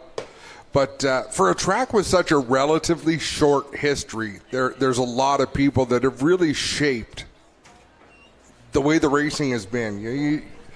You look at any one of the inductees, any one of the people on the Wall of Fame, and how special they were to different parts of the history of this racetrack. Doug Erskine's a good example. Jim Cochran, Jim Swing, who have both gone in. You can't think of mini stock racing over the years without thinking of them. And some of our sportsman champion, Rob Pitts, who's raced everything there is to race here at Ohsweken. Well, guys, I caught up with Daryl Pelche. Daryl, newcomer to the deal here. We got microphone issues. All these wings are killing us. Newcomer to the deal, first-time Top Gun award winner. That means you're getting a handle on it, Daryl. A couple years into this, you messaged me at the beginning and said, I never got to race at Ohsweken yet, so you're getting the handle of it. Yeah, we've never even seen a race here. We bought the crate car before COVID, and we managed to get all the other tracks. This is our third night here at Ohsweken, so I'm super happy with the Top Gun award.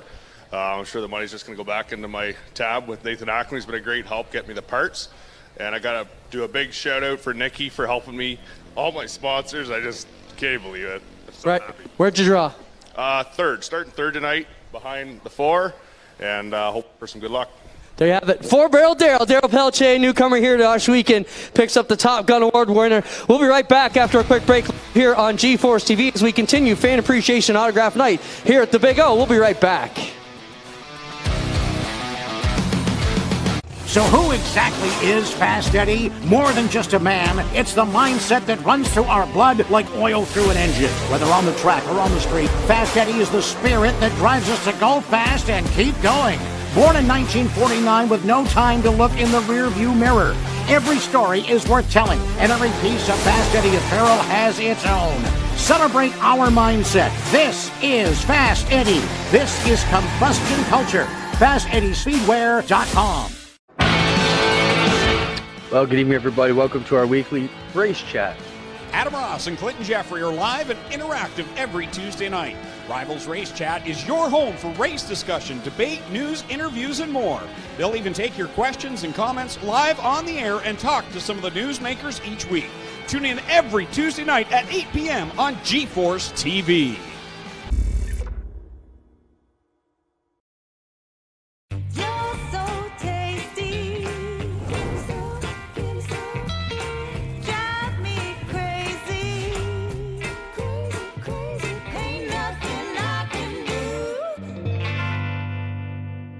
Early man discovered fire, but Quick perfected fire. Quick is the only fire starter that guarantees to start your campfire, wood stove, or fireplace without the need for kindling or paper. Find your nearest Quick retailer at quickquick.com.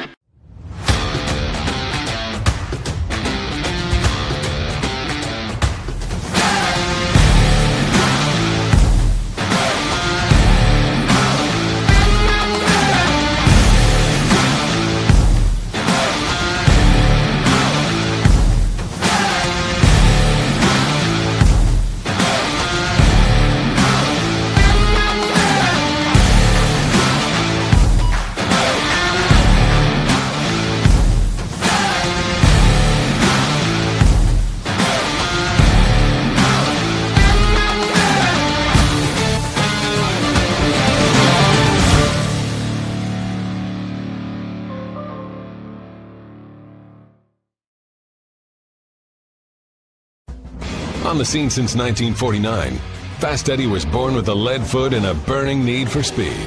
His passion for speed and sport has been captured in this authentic collection of vintage-themed gear.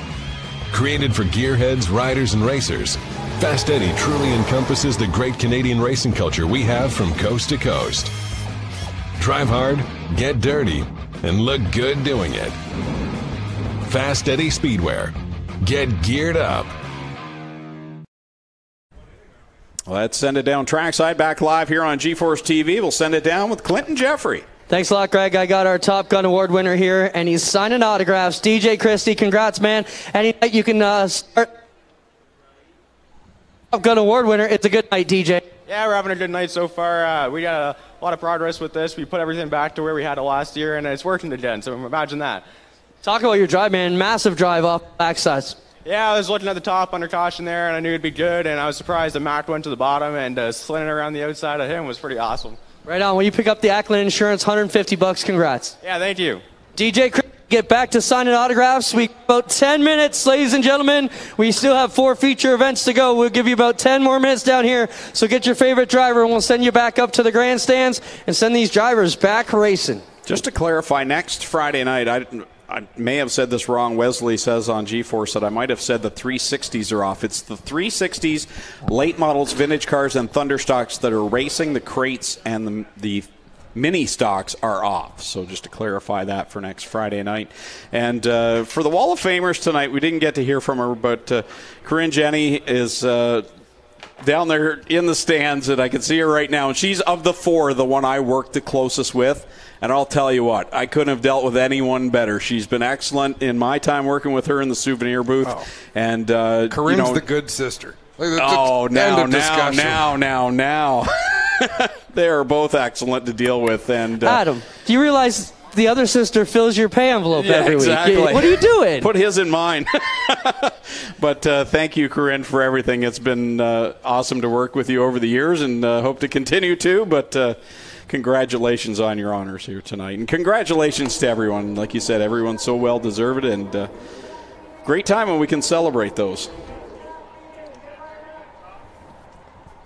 Agreed. Well, no APC this weekend, but you and Clint have a busy next 24 hours, and you just got a cancellation notification right before we went on air. At least we didn't have to wait till we got to the airport this time to have our flights canceled. So instead of flying to Edmonton, we're flying to Calgary and then flying to Edmonton and then driving to the track and then doing a race, going to sleep, and coming home. And you know that'll go smoothly. What could go wrong? Well, last time we had 2 flights in one day, I threw up on Bradley, so I can imagine lots could go wrong tomorrow. As long as I'm not sitting anywhere near you, Clint, I'm good to go. I think got my puking out of the way for the year. I'll be good. You hope. You didn't even get screeched in, so I'm surprised Adam didn't have do you an know episode. the story? Do you know why Clint didn't get screeched in? Oh, here we go. Because I didn't want to get COVID. Yeah, exactly. No. Look what happened. Because he didn't want to take his wallet out of his pocket That's and pay not the $32. That's not true. Oh, tell me. So I thought we were going to get screeched in. Mean some salty old sailor's going to pull me up at the bar and say, "Hey, bye, kiss this cod and have some screech." No, it's a dinner theater. You got to pay. It's a racket, and you got suckered. And COVID. It's like wedding anniversaries. It's a racket. Hey, Spencer, can you mark this time in the program? Because next year when we go to Newfoundland, I want to play that clip. We're gonna throw some heat onto Clinton Jeffrey next year in Newfoundland. Make all the Easterners hate me because I said it was a racket. No, it was a neat experience, and I don't think that gave me COVID, but if it did, I was more worried you gave the cod COVID. Oh, dear. Oh my. Once again, 5 minutes, ladies and gentlemen, 5 minutes. We're going to clear you off the front straightaway. We have to get back racing here. And if you work with us, we can do this a lot more. If it ends up being an hour project, well, you get one every 4 years like we've had lately.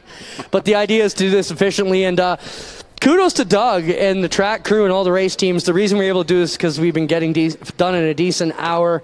We knew tonight would be a bit later, but we had to give the fans a shot. Also super cool that the management and ownership group here were cool to give every paying fan a free ticket to an upcoming race to show we appreciate them being here. I think that's an awesome gesture as well. We've probably given over, well, I hope Glenn's not listening, but maybe 20,000 in free tickets today. So well, and we really haven't mentioned Glenn Stiers is out west for the NASCAR Pinty Series race tomorrow. He's got to be there a lot earlier than Clinton or I do. So he headed out there ahead of time. Of course, he didn't want his flight to be canceled and miss the race like we're going to. But fly all the way there for the checkered flag. Send a shout out to Rick Scott and Doug Brown, who are also back in their hotel room out in Edmonton watching tonight. Said things look good, so hope you guys are resting well. I think the track tomorrow is going to suit Glenn's skill set. It's kind of a traditional oval. It's a bit of a bull ring, not that much different than what Flamborough would have been. I think it's going to be the kind of place that Glenn can get used to and kind of run with the pack and learn. But I've been wrong before. Weekly. I think I'm wrong pretty well. I don't think I'm that weak. Hourly. Ouch.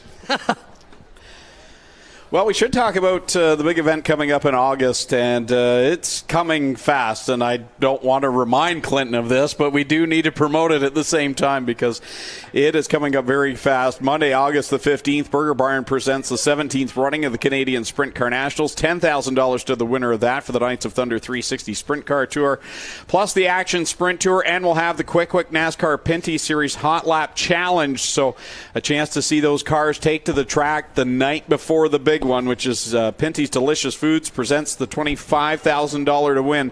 Pinty's 100 for the NASCAR Pinty Series, their first ever time on dirt, and it will happen right here at Ohsweken Speedway. Plus Knights of Thunder 360 sprints and the Action Sprint Tour. And, of course, already announced Christopher Bell will be here to run both nights and in both cars. Stuart Friesen will be here, as well as Kenny Schrader. So it's going to be a huge 2 days. You can go to OhswekenSpeedway.ca or go to npsondirt.com to get your tickets, your camping info, and get all that set and ready to go, because those 2 days are coming very fast. They're going to be a lot of fun, and you do not want to miss it. And while we're on that topic, fans, we need your help when this race comes along. We want you to be loud, be vocal. It's not enough just to have a good time. You got to have a loud, good time. Everyone's got to know it. This series goes coast to coast. We went down to Newfoundland. The fans were all loud and boisterous and having a good time, and we want to make a big impression. So make signs if you got. I'm sure the Baileys will make signs for Dave Bailey, who's going to be competing in the NASCAR Pinty Series, which will be pretty darn cool. There you see the address on the screen right now for those watching on GeForce TV, npsondirt.com for tickets and camping information. Should mention the 50-50 tonight at $900. We haven't got that in yet. So last call for 50-50 at $900 here tonight.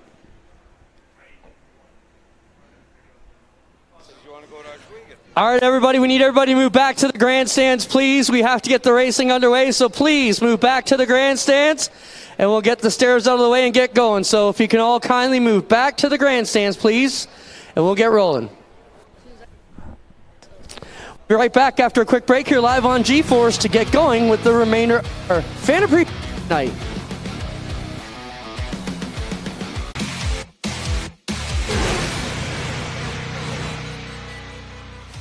I've always had the spirit that I wanted to invent something new. And so when we got into clothing, I got immersed into it. And the only way that you would really understand how to build clothing is to become a pattern maker.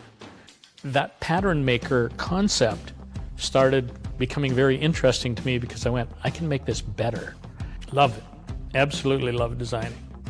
Doesn't matter whether it's a garment or an engine or a car, decals on our race cars. I love doing it. That's my forte.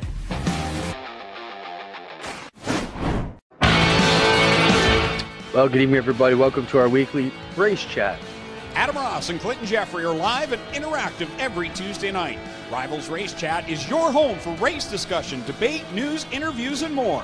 They'll even take your questions and comments live on the air and talk to some of the newsmakers each week. Tune in every Tuesday night at 8 p.m. on GeForce TV.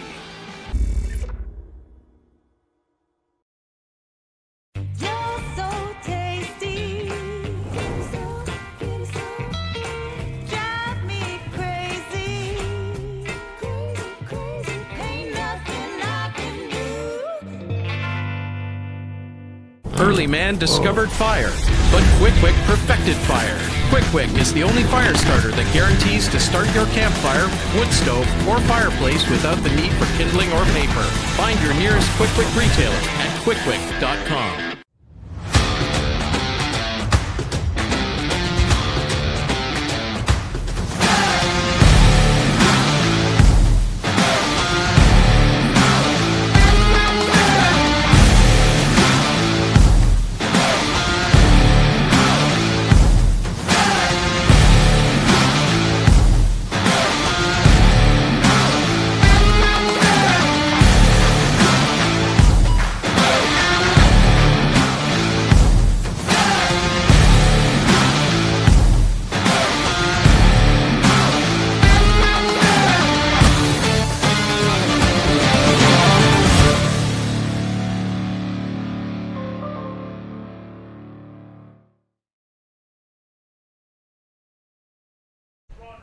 Welcome back live to Ohsweken Speedway here on GeForce TV. Cormark International presents Friday night excitement. All four of our regular divisions ready to go. One more B main to go. That will be for two B mains, sorry. The HRW Automotive Mini Stocks and the 360s have the B main. Forgot about that. We've got so many cars here tonight. We got a B main for them as well. And then we'll go into feature time. Thunder Stocks will kick it off, 20 laps. Crate Sprints, 20 laps. Mini Stocks, 15. And 360 Sprints will be 20 laps.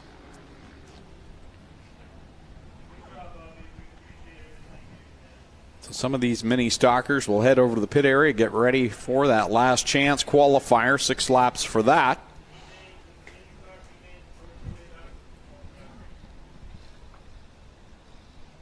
Nice job clearing off the racetrack, folks, as the pit crews make their way back to the pit area. We haven't disagreed about much tonight. What's up with that?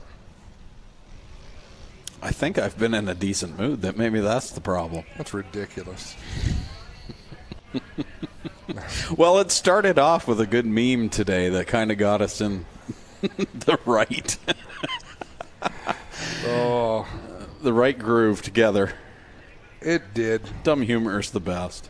I like dry humor as well, but dumb humor sometimes is just little of both. I like variety. Corny humor. There is a place forever for corny humor.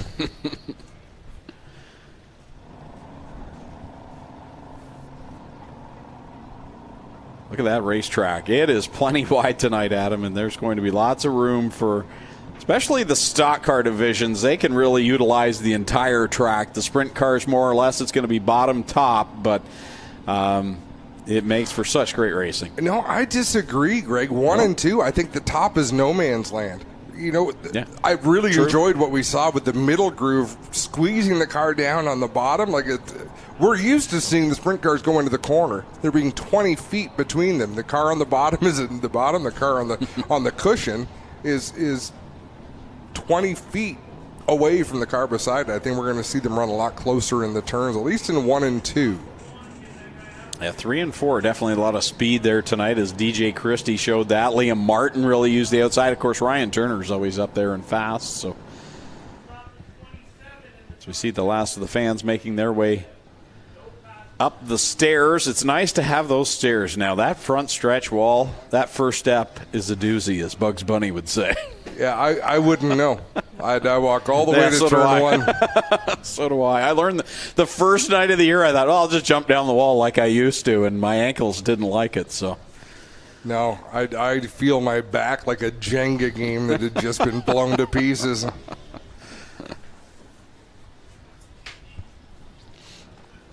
Oh, someone was giving away candy? If only I'd known. Let me tell you, that dinner was as good as it looked. It smelled good. Yeah. For that many vegetables, it smelled good. Excellent. Although Doug's was pretty tasty smelling as well with the Burger Barn. Yeah, what was up with that? There's some special treatment going on. I want to know how that delivery service works. There's some payola. Was that skip the dishes, or? I don't know. I miss Laura Hughes. She's usually the one that brings us some Burger Barn, and we haven't seen her yet this year. Hint, hint, hint. Well, sorry. It's not Laura Hughes anymore, is it? Yeah, it is. Well, is it? Okay. It's Mike Hughes and Laura Hughes. Right. Right. I forgot. I don't know if he found that very funny, but I found it hilarious. That's all that You matters. said it, so I'll just laugh with it. But yeah, Laura Thorne. Yeah. Mrs. Thorne. You'll always be my thorn, Adam. Oh, muffin. Muffin.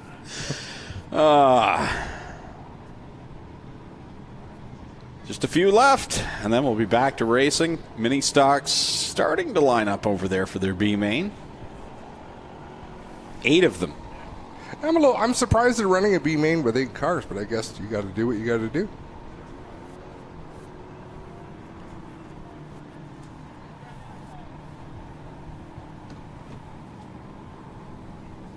Like Ron Burgundy, I just read what's on the paper. Have a great day, San Diego. That wasn't the line. What was it? Who put the question mark on the teleprompter?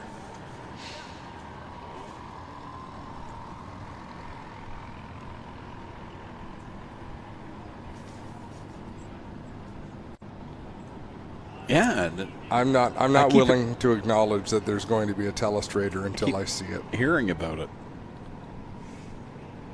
Amazon's disappointing me. Yeah, were they picking it up from the Blockbuster store?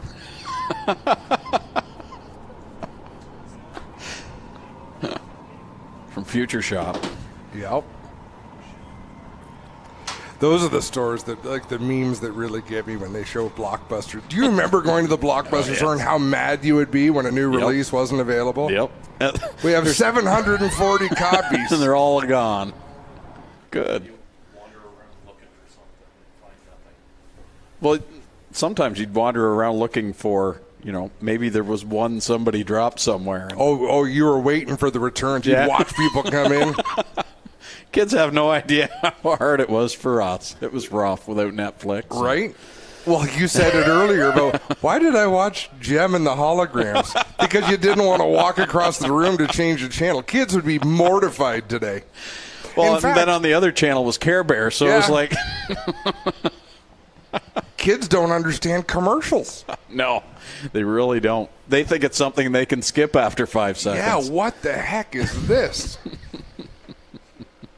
We had to sit through 2 to 3 minutes of commercials. Daddy, I don't like this song on the radio. Change it. And some of them were horrible. Yeah, some of them were kind of catchy, though. Thanks for bringing that one back tonight. My buddy and me. There you go, folks. It's going to rattle around in your brain for a couple of minutes, then all of a sudden, my buddy and me learned to climb up a tree.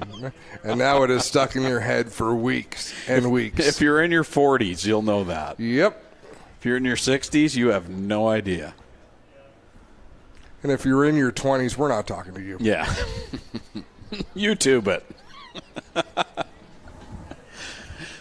That's the thing. When our parents watched things, we just heard stories about the things they watch. Now our kids can go on YouTube and see the things we watched.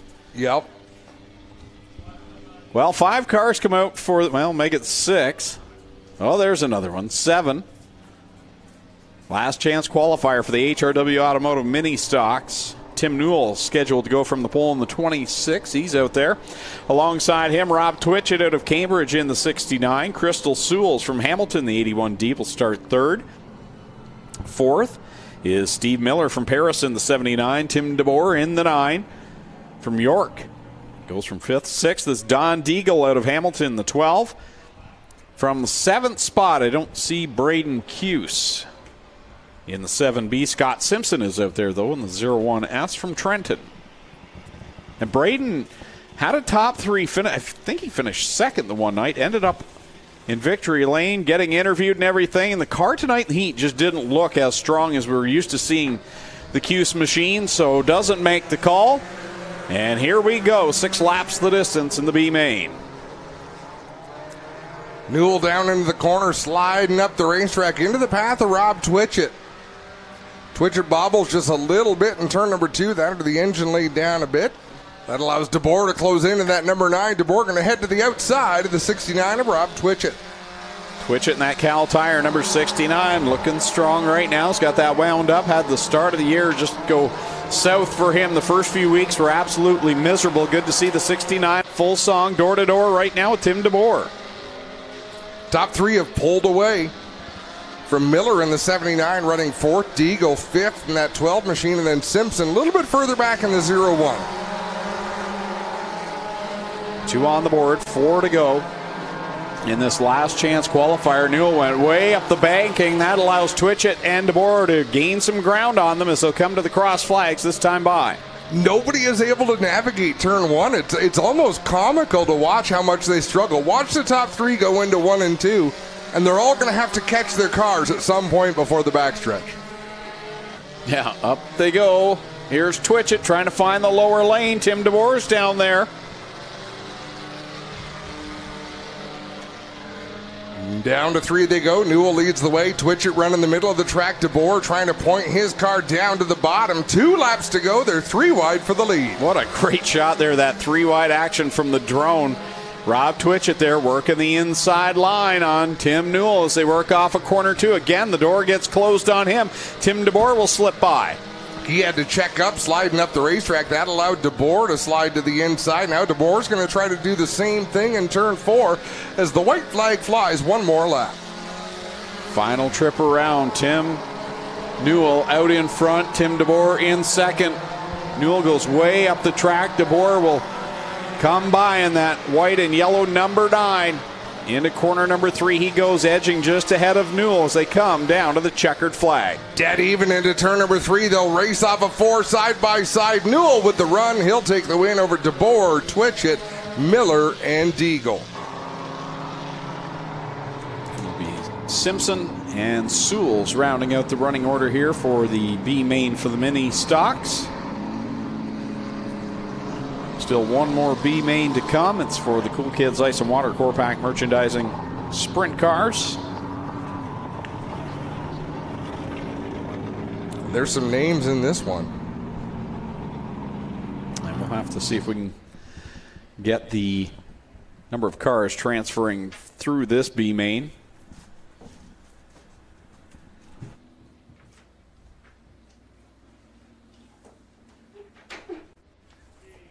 Wow, Greg is serious. He got up out of his chair.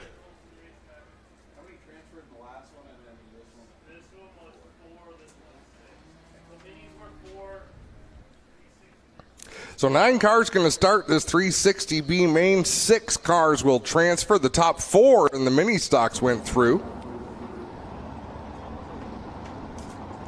I knew there was no chance you were going to walk over there and ask, so. I would if it was my race. Like if I'd passed out. If it was my race to introduce, I would do it. True.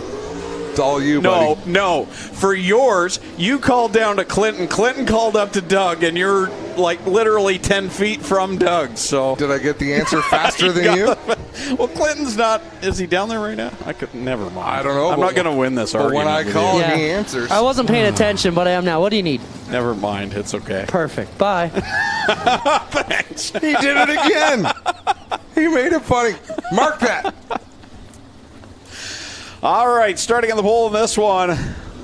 Got a Brantford, the Little Bend 110. Jake Brown to his outside from Mount Bridges, the 45 of Nick Sheridan. Starting in third from Brampton, the 70mm. That's Dave McKnight Jr. And his outside in the 21 from St. Williams, it's John Burbridge Jr. Starting in fifth from Scotland, the 87X, that's Sean Evans. And from the sixth spot from Lewiston, New York, the 81 is Derek Jonathan. Starting in seventh from St. Catharines, the 46 of Kevin Pauls. Going off eighth out of Brantford, the 27, that is Paul Ballantyne. And starting in the ninth spot, but coming to a stop down in corner two, the 94X of Scott Hall from Wilsonville. I feel like he needs the intro music now. I can't remember what Razor Ramon's intro music was. I can only remember the NWO. And I can't remember the start of his rhyme either. Bad times don't last, but bad guys do. What was the start? Like, what was the first two lines of that?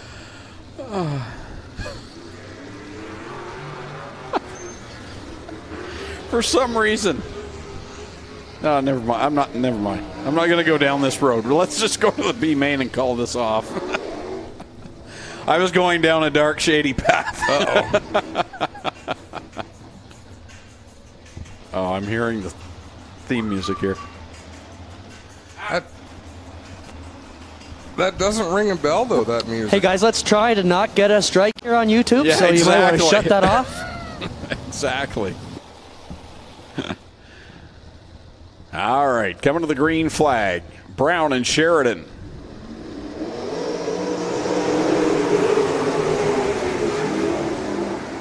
And here comes Sheridan around the outside of Jake Brown. Couple of drivers you wouldn't expect to see in a B main, but here they are duking it out up in 3 and 4. Look at those 4 cars battling behind them. 6 cars will transfer. 3 drivers will go home.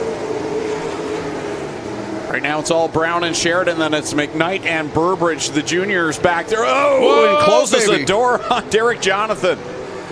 The one thing I love about a track like this is John Burbridge in that 21 does not operate with the same type of budget as a Sean Evans does in an 87X, but he's able to run out there competitively because the track is slicked off and it really relies on setup and finesse behind the wheel.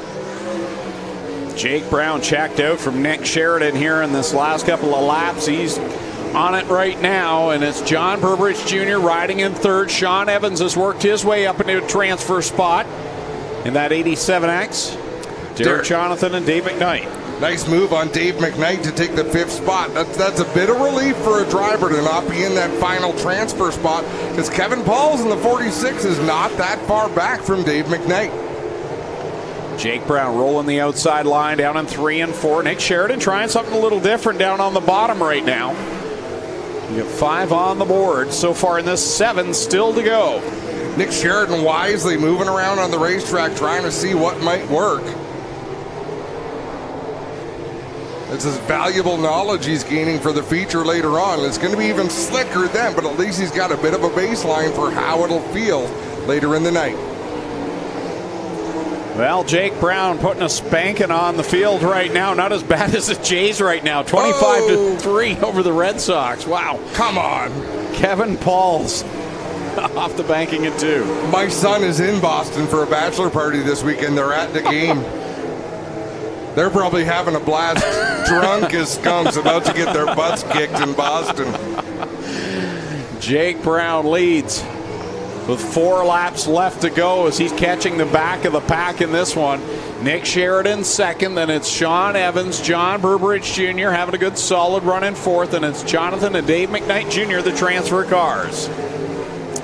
Things have settled down pretty well. Drivers all around the racetrack finding their own grooves. All of the transfer spots well under control.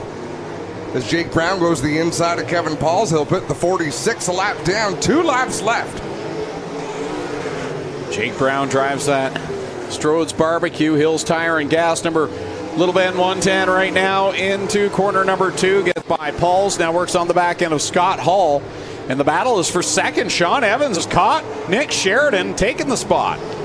Makes that move to take over the second spot. Nick Sheridan going to work the outside, trying to take it back. He's got 1 more lap. Sheridan leads by a foot at the stripe. Leader halfway down the backstretch. Coming to the checkered flag, it's going to be Jake Brown picking up the win of the B main. Second at the line, here comes Evans charging down on Sheridan. He's going to keep the foot in the throttle, but Sheridan gets the spot over Evans. Then it's Burbridge Jr. and Derek Jonathan, and Dave McKnight Jr. will transfer to the A main tonight. So Paul Ballantyne, Scott Hall, Kevin Pauls will be done for the evening. Dave McKnight did not look good in a crate sprint car. I mean, he tried, he improved, but he never really got to a level that he would have been satisfied with. In a 360 with more horsepower, he looks much, much better. Yeah, he has. It's suited his driving style, and he shows it there, transferring into tonight's main event. Our first feature of the evening, the Middleport Mechanical Thunderstocks. It'll be 20 laps. Here's how they're going to roll off. On the pole from Thorold in the 11, it's Go Fast Teeple. Starting in second from Hamilton, the 43, is Kyle Andrus. Third from Harley, the 37, is Robert Hoskins. Fourth from Brantford, the 13, is Casey Huffman. Starting fifth in the 75 from Hagersville is Ryan Barry. Starting sixth, also from Hagersville, the 93K, is Mike Klazinga. Starting seventh from Jerseyville, the 53, is Logan Schwedick. Starting eighth from Corbyville, the 2M, is Mark McDonald. Starting ninth in the 32 from Canfield, it's Mark Fawcett. Starting 10th from Binbrook, the 427, is Tim Phelan. Starting 11th from Keister Center, the 41, is Adam Plazik. Starting 12th from Keister Center, the 28D, is Donnie Lampman. Starting 13th from Caledonia, the 55, is Mike Thorne. Starting 14th from Port Robinson, the 108 Junior, is Zach Bleach. Starting 15th from Hagersville, the 23, is Trevor DeBoer. Starting 16th in the number 19 out of Ancaster, the birthday boy. Happy birthday, Kyle Wirt. Starting 17th in the 84 RK from Victoria, it's Ryan Beagle. Starting 18th in the 79 from Guelph, it's Christopher Hale. Starting 19th from Burlington, the 97, is Ron Logie. Starting 20th from Ohsweken, the 24, is Blake Bomberry. Starting 21st from Hagersville, the 49, is Dave Bailey. 22nd from Keister Center, the 28, is Jim Lampman. Melissa Miller starts 23rd from Ohsweken in the 93. Ryan Denning in the 25 starts 24th. Frank Turkey is 25th in the 38th, and it's Scott McPhail in the 07, Brad Bacher in the 48, and Jamie Googe in the 76. Off they go into corner number 1. 20 laps the distance for the Middleport Mechanical Thunderstocks. Door to door, Teeple and Hoskins out in front. 3 wide already behind them. Look at that gaggle of cars, and look at further back Dave Bailey. He did not make up much ground there on that start. He's got his work cut out for him as Go Fast Teeple going to lead lap number 1. You know, Dave Bailey can make it look easy on nights and drive through the field and pick up a win, but these are the laps right here where it's not easy at all. You've got to maneuver your way through what you just called that gaggle of cars. He's so good at doing it. He really is, and he thrives on it. He loves the handicap. He loves coming from the back. Some nights it's going to be a challenge tonight. Looks like one of those nights. Rob Hoskins out in front, then Mike Klazinga up to second. Mark Fawcett third in the 32 with Go Fast Teeple fading back to fourth. Ryan Barry's been looking good here over the last couple of weeks in that 75. He rides in that 5th position. Has been very steady and running with some of the top runners. So that 75, a good car right now in that 5th spot. I don't know what just happened to Dave Bailey. Last time I looked up, Ryan Beagle was 3 spots ahead of him. Now I look up, Bailey's 6 spots ahead of Beagle. That's how quick things change here in this Thunderstock division. You pick the right lane, you might be way ahead of who you were the lap before. Oh! Bailey, he ran out of real estate right there. Wow, Trevor DeBoer did as well, tagging the inside wall, then up into Mike Thorne.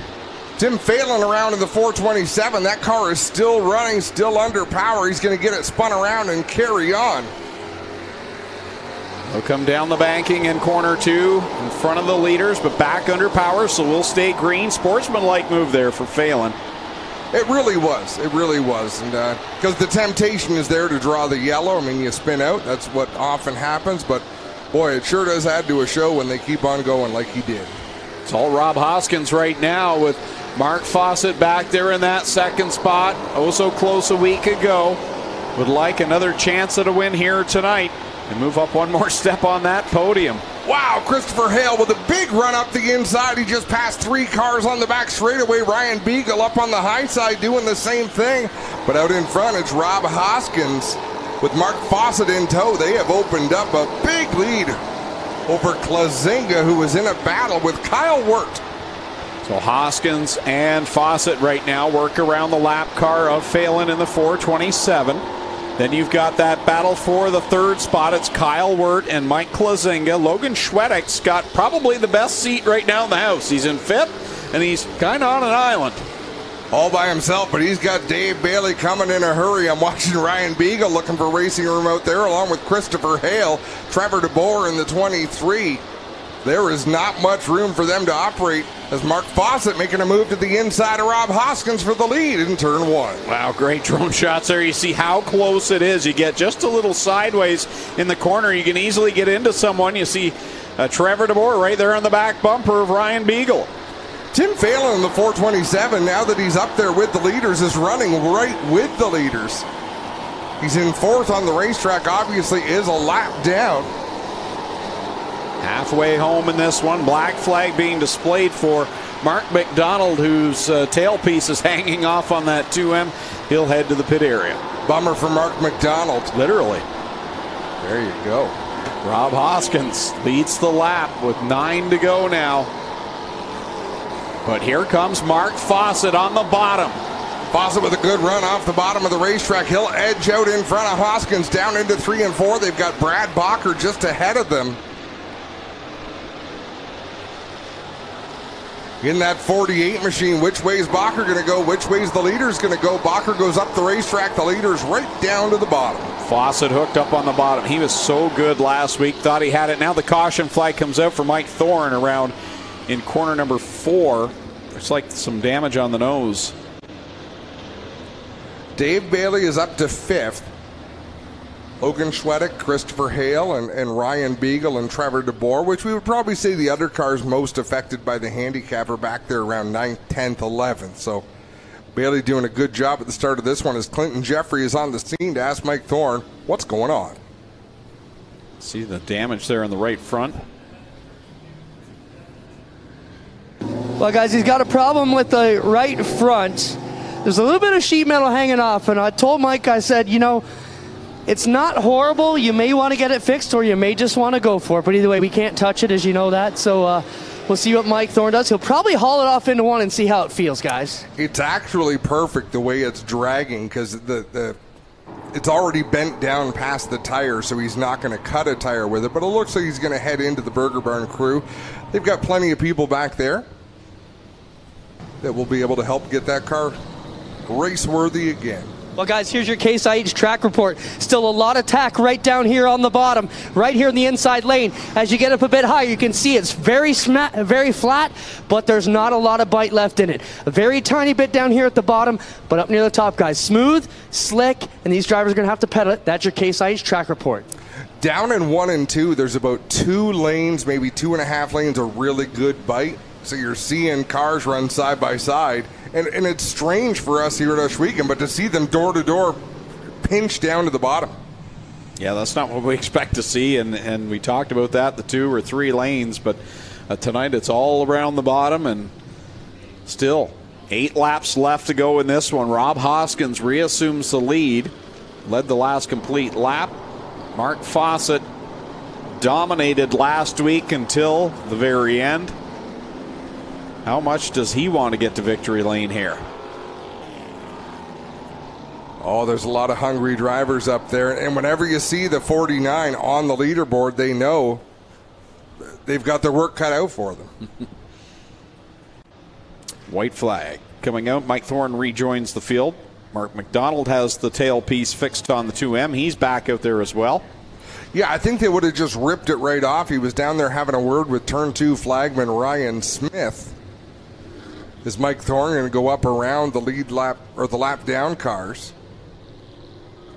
At the front, Rob Hoskins in the 37, the 32 of Mark Fawcett.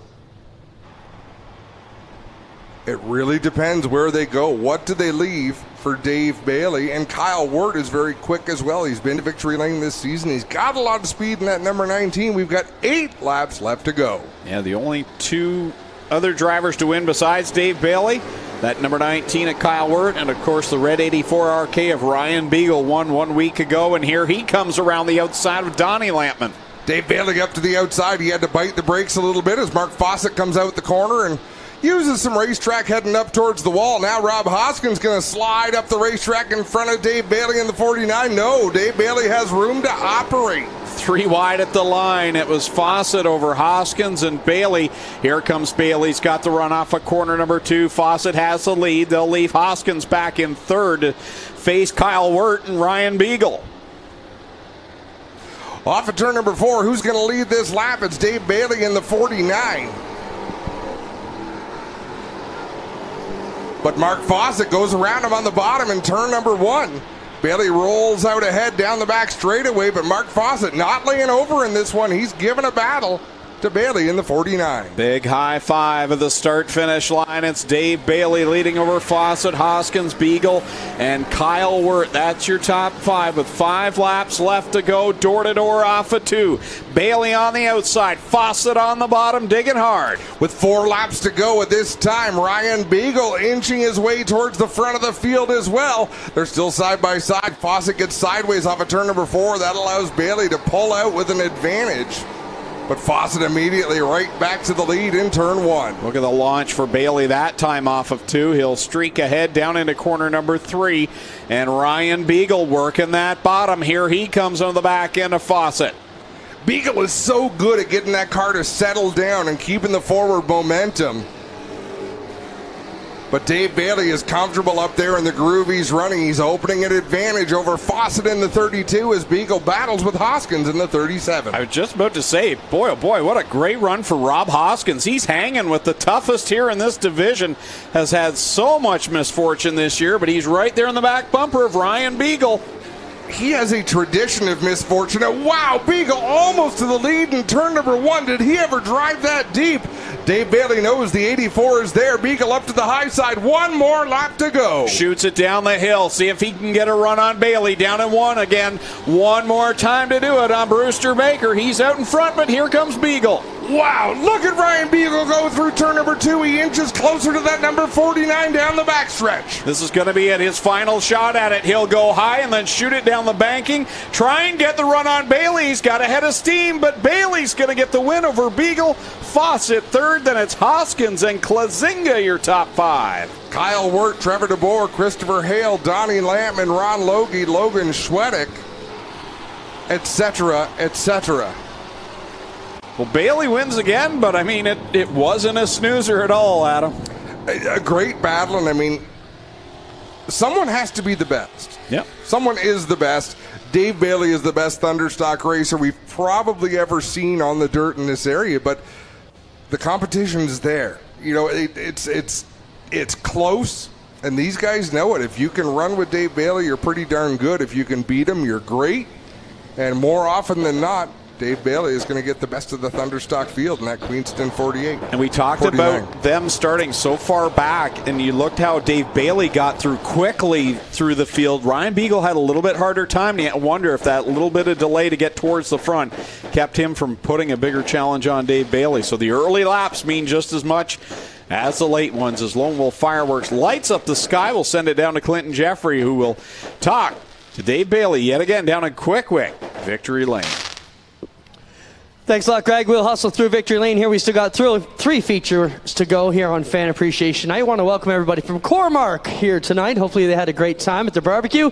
Here he comes, though, Dave Bailey out of the Queenston Chevrolet Jib Action Sports, number 49, once again here into Quick, Fire Starter Victory Lane.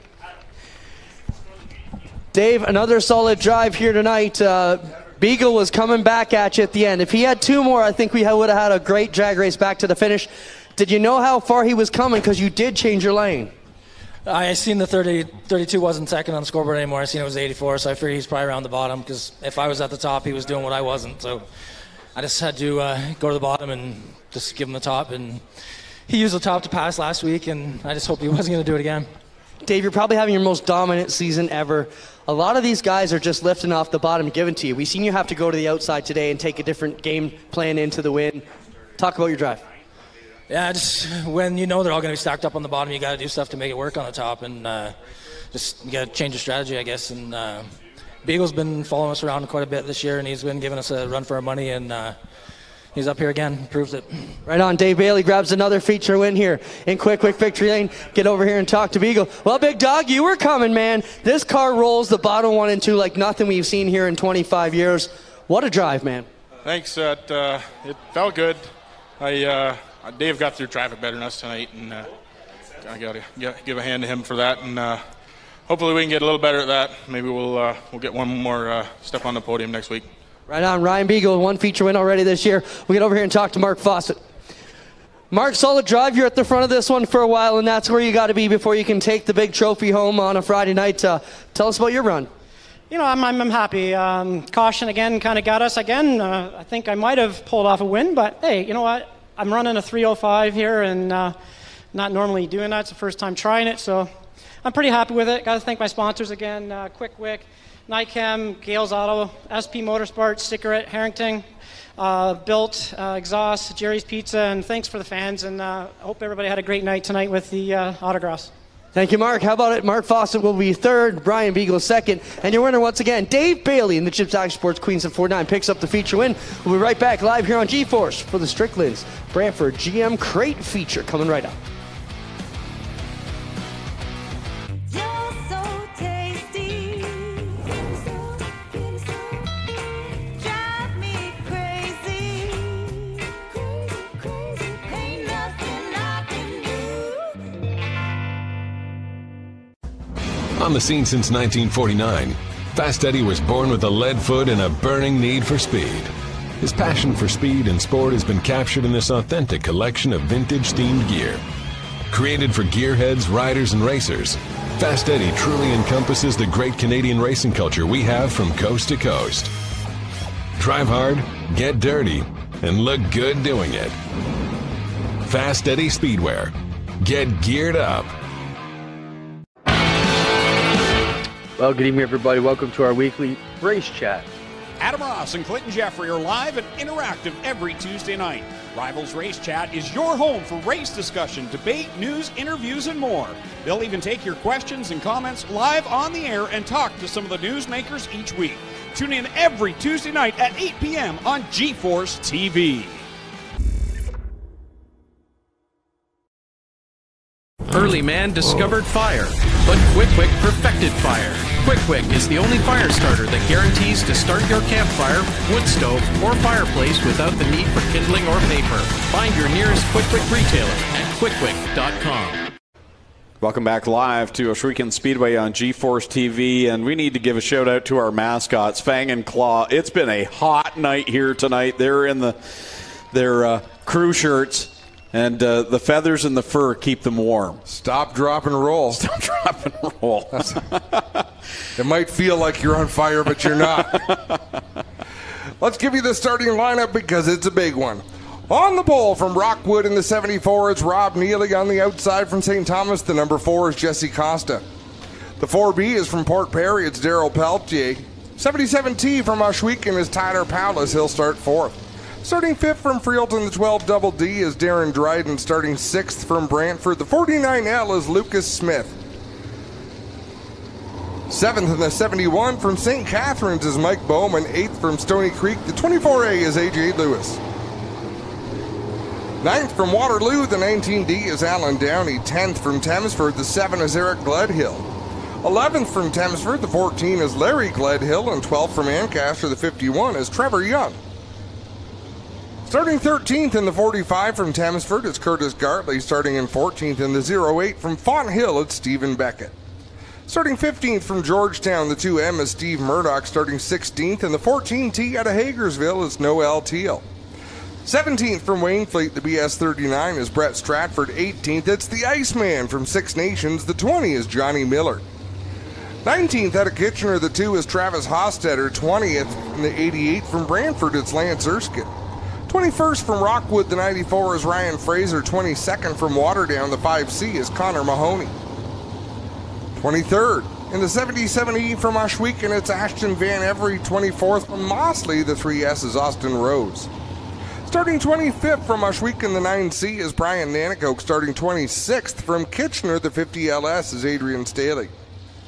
Starting 27th from Ohsweken, the MK8 is Matt Hill. And starting 28th from Ohsweken, the 28 is Jordan Hill. That is the starting lineup for your Strickland's Brantford Chevrolet Crate Sprint feature event.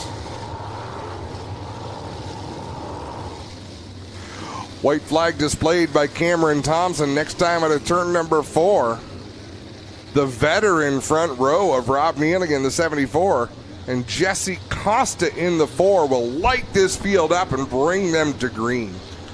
How about we bring them to green with a Quick Wick, fired up the sights and sounds of our Crate Sprint Car Division and their feature event.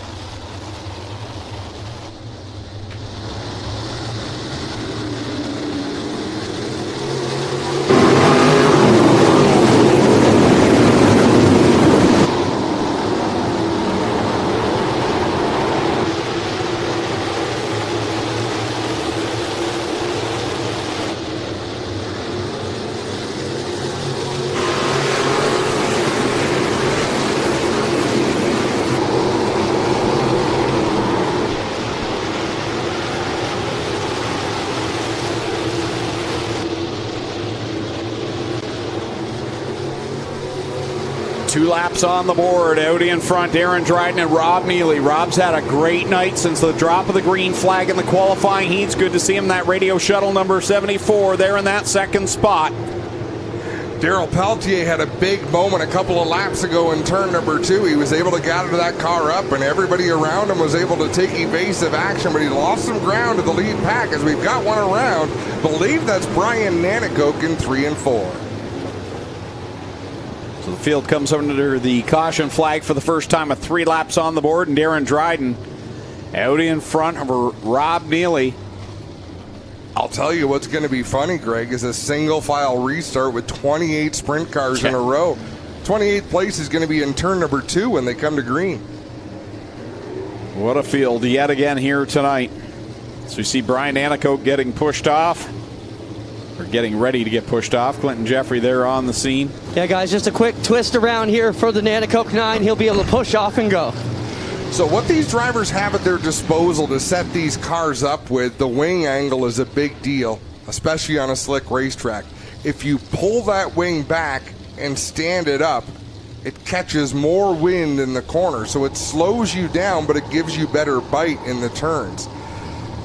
Let's look at some extreme examples. Jesse Costa has a lot of pitch built into that wing right now. Yeah, and opposite is A.J. Lewis. That wing is damn near flat, Clint. Yeah, there's two adjustments they have, Adam. They have a pin that they can set in the back, and that sets the initial pitch on the wing and the angle. And you're right, when they pull on the lever on the left side of the cockpit, it runs through the power steering pump, and the power steering fluid hydraulically will push the wing to the back under pressure, under racing conditions. If you've got an expensive setup, it'll go the other way. Otherwise, you have to wait till yellow when you don't have the wind pushing on it, and it will roll back down on its own if you release it. So have a look as they go down. Rob Neely has a lot of wing angle in that car. So does Gled Hill. A.J. Lewis, like we said, is darn near flat. In theory, that gives you more speed in a straightaway because you're not pushing as much wind, less grip in the corners. So it's all personal preference. Holly Porter is renowned for having that wing pretty much straight up and down in a 360 before anybody else does, but it's all driver preference. You know, this is the way they'll play mind games too, Adam, right on the line. Everybody jacks your wing right up or lays it flat, and the last thing you do before you push off, you change that pin if you're one of the top guys and throw them all off if they're watching what you're doing. A.J. Lewis's wing looks smaller than Mike Bowman right in front of him. Back into the green, single file past the restart cone. Dryden, 2 wins already this year. Lucas Smith back there in fourth. He's got a pair of wins, and the guy behind, a couple cars behind him, Eric Gledhill's got the other one here in 2022. Jesse Costa with the experience in that 4 machine. I look for him to find the fast way around this racetrack. Darren Dryden, though, he's a real student of the sport. He is quick out there in the 12 double D in the lead. Here comes Jesse Costa going up top, down in 3 and 4, getting it all wound up. As we head down across the stripe, 5 on the board, 15 to go as Brian Nanico gets a bit of a rough ride down the backstretch. Yeah, there's a few drivers losing control out there. Austin Rose just about sent it out of the park. He had a darn near stop. And we've got one around. That's Tyler Powless in the 77T up in turn number 2. Yeah, the 77T of Palace took a big slide. Adam got loose in one and kind of slid right around the rim over to where until it finally came around on him just in front of the... And we've got a replay of it right now, Clinton. Yeah, just a long, slow donut pretty much. That was a long spin. Took about 100. Oh, my goodness. And a couple of drivers experiencing their very own Mighty Wipes moment of the night. Narrowly missing that 77. Should be a quick turnaround there, Adam. We're going to head over to the scene and see what's up. We'll have another look, Greg. Watch the cars just barely miss. Trevor Young was one of them. He was the second one through. Okay, Austin Rose was close, but Trevor Young was real close. Johnny Miller, close call there as well. Well, Jesse Costa works his way up to the second spot. He's using that outside line that he traditionally uses. Different line than Darren Dryden, and he's got that Oakwood Transport D&O Towing number 4 on a rail. And give a shout out to the folks from D&O Towing here tonight supporting Jesse, longtime sponsor of Jesse in his racing career. You know what? Jesse was here with his daughter, and I remember a few years ago when we were just talking about becoming a new dad. Makes me feel old, guys. They grow up fast. Kids already here hanging around the track. Seemed like just a couple months ago they were popping that one out. It happens in a real hurry, Clint. What an eloquent way you put that. I know. I was so bad. I'm trying to make funnies. You know what? You've done a couple. Challenged me now. Pace yourself. Pace yourself. You're doing great. To answer their question about the wing, you don't have to run a minimum size. There is a maximum size, so AJ can run a smaller wing with the side panels, guys. Good stuff. Okay, back to the green flag. Darren Dryden leads him again. He gets a great launch on that restart. Jesse Costa, not so much. In fact, bottled up Rob Neely to the point that he got out of the binders and kind of shuffled up in 2 and allowed Lucas Smith to get by him. Costa kind of needed to get himself wound up there. 1 and 2 wasn't great, but 3 and 4 certainly was. He'll go back to the bottom in 1 and 2. Shadow the line that Darren Dryden's running, but I expect to go back to the high side in 3 and 4. Darren Dryden right tight to the blocks, down in corners 3 and 4. Jesse Costa has it all wound up top. He'll join Darren Dryden down low, back in 1 and 2, trying to close the gap and get back to victory lane. It's been a while for Jesse Costa. It really has. Obviously, the back injury a couple of years ago really changed things up. He was as hot a driver as there was in the crate sprint cars as A.J. Lewis peels that 24A off to the pit area. His night is done, and Darren Dryden just a couple of laps from encountering slower traffic. Yeah, Darren Dryden catching the back of the pack quickly. Brian Anakoke running the outside line. He's had a struggle in this feature, and Dryden bearing down on him and Tyler Powless as well as Travis Hofstetter. So Jesse Costa with the advantage of seeing how Dryden's going to approach this slower traffic, but Dryden with a good advantage, nearly half a straightaway as he goes to the bottom and gets around the first couple slower cars. Gets by Hofstetter. Now he's down to the inside of Austin Rose. He's tucked in behind Connor Mahoney. And here comes Jesse Costa. He's running down low, trying to keep pace with the leader in his line.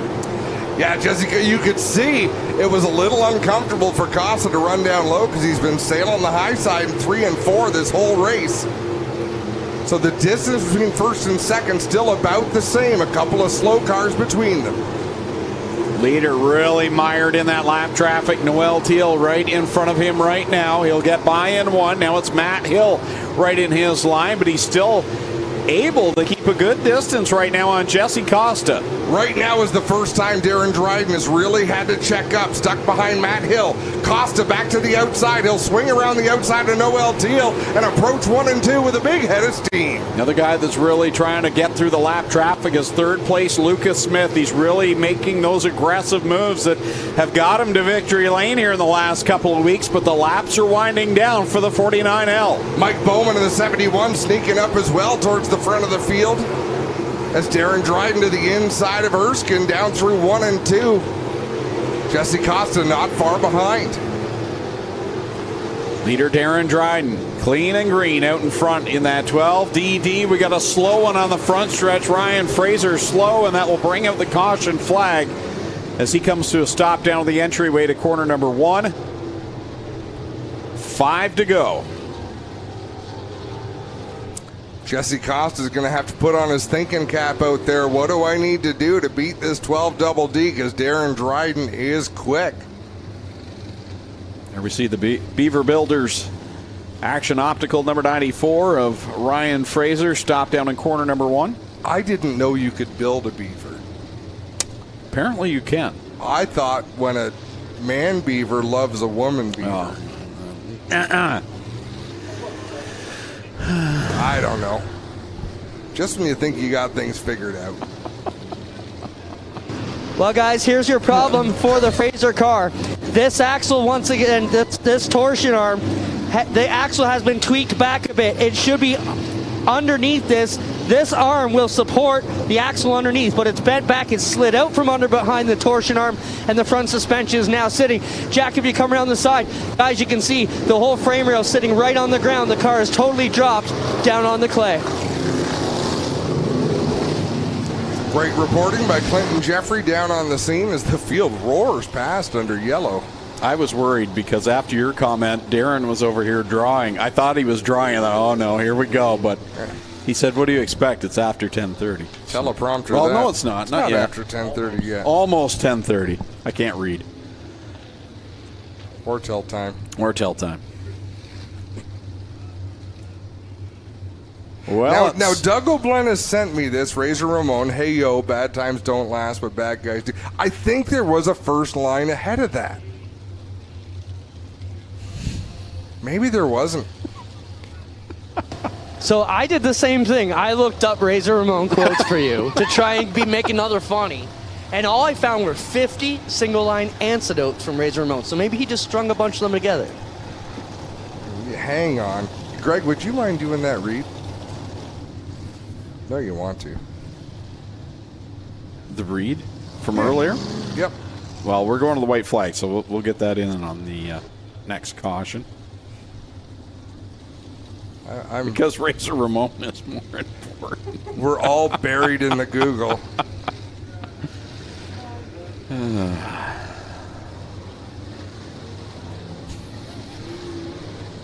Hard work pays off.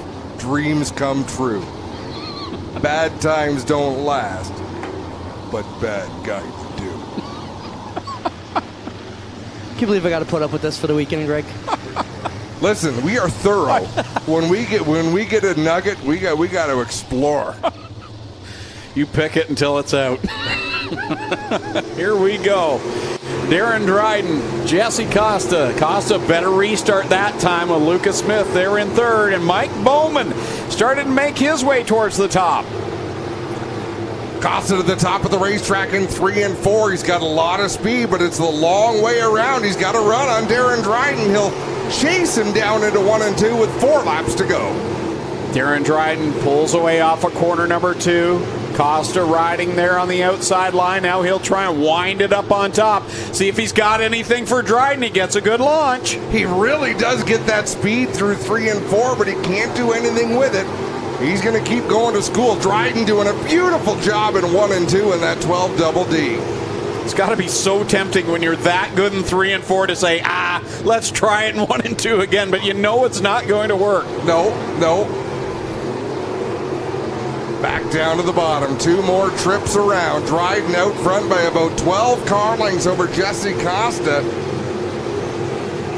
Mike Bowman now's worked his way to the 3rd spot. He's running the same line. White flag is out. Darren Dryden looking for win number 3 on the season. Off of turn number 2 on the bottom of the racetrack. Costa likely not close enough to make a move. A little bit of hiccups going on at the tail of the field.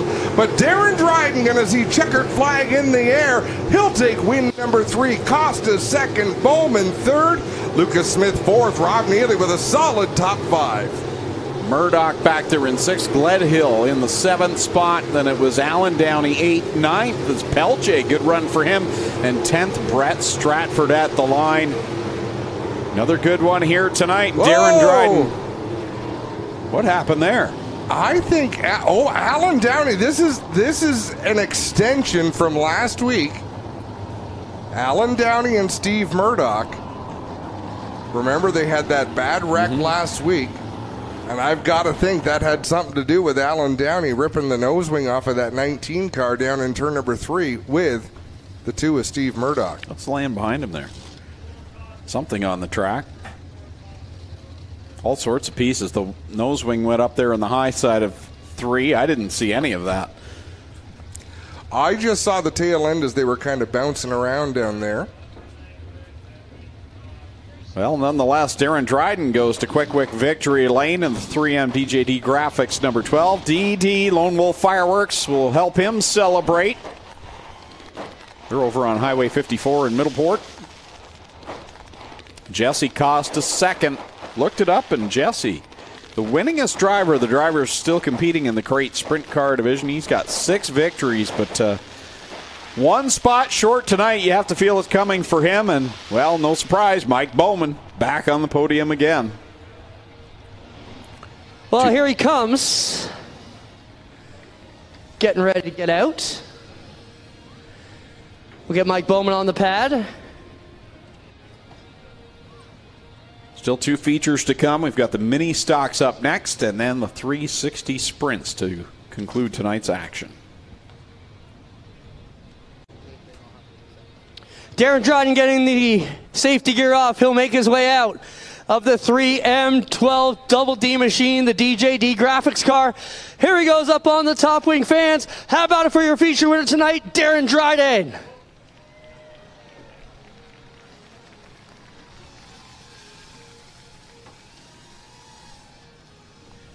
Darren, let's talk about this drive. You know, you started out the year looking super strong and almost unbeatable, and then you have trouble last week that kind of takes the wind out of your sails, but you rebound well here tonight. Yeah, we actually tried a heck of a lot of changes. We've never been able to figure out slick tracks, but we figured it out tonight. It definitely feels good.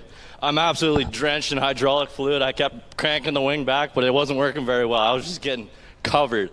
But it didn't matter. This thing was absolutely perfect tonight. I got to thank Steve Gary for all the work he's done, my dad for everything he's done, all my amazing sponsors for making this happen.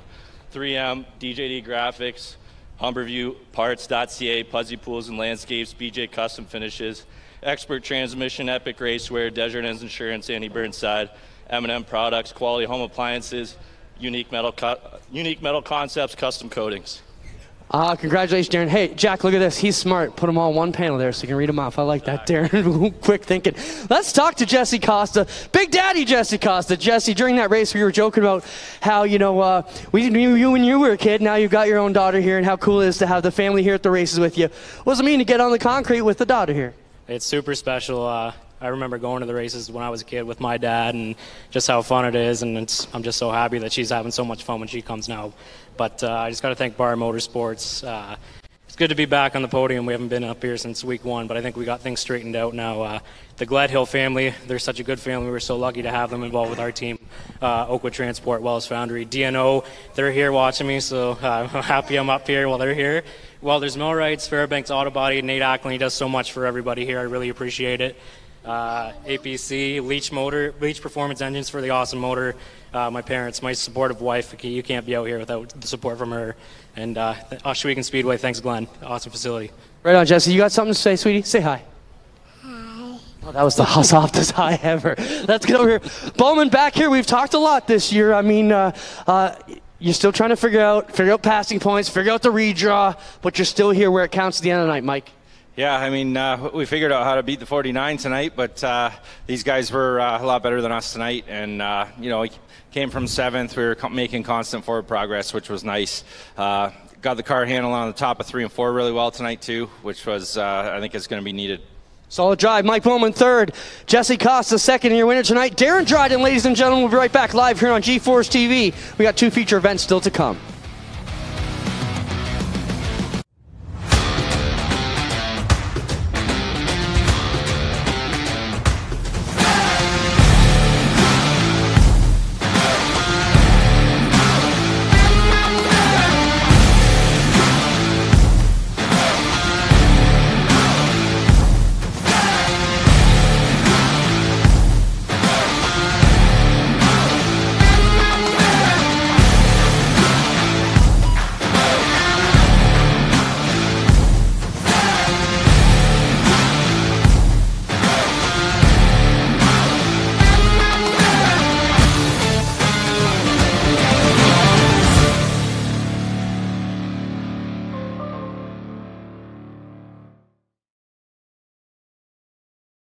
Early man discovered fire, but Quick Wick perfected fire.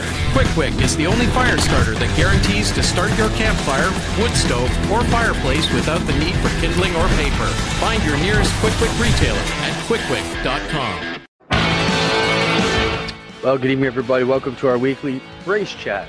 Adam Ross and Clinton Jeffrey are live and interactive every Tuesday night.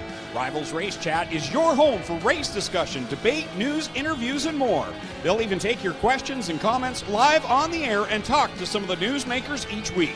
Tune in every Tuesday night at 8 p.m. on G-Force TV.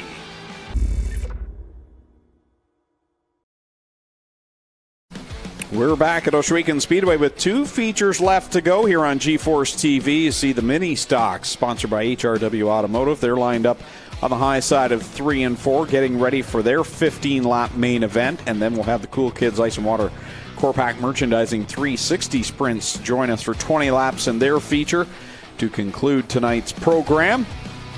So let's take a look at the starting order for tonight's mini stock feature. Starting on the pole tonight out of Caledonia, the 265, that'll be Mike Evers to his outside from right here in Ohsweken. The 188 is Paul Longboat. Starting in 3rd from Caledonia, the 11, the pinball, Mike Giberson, a Wall of Famer here at Ohsweken Speedway.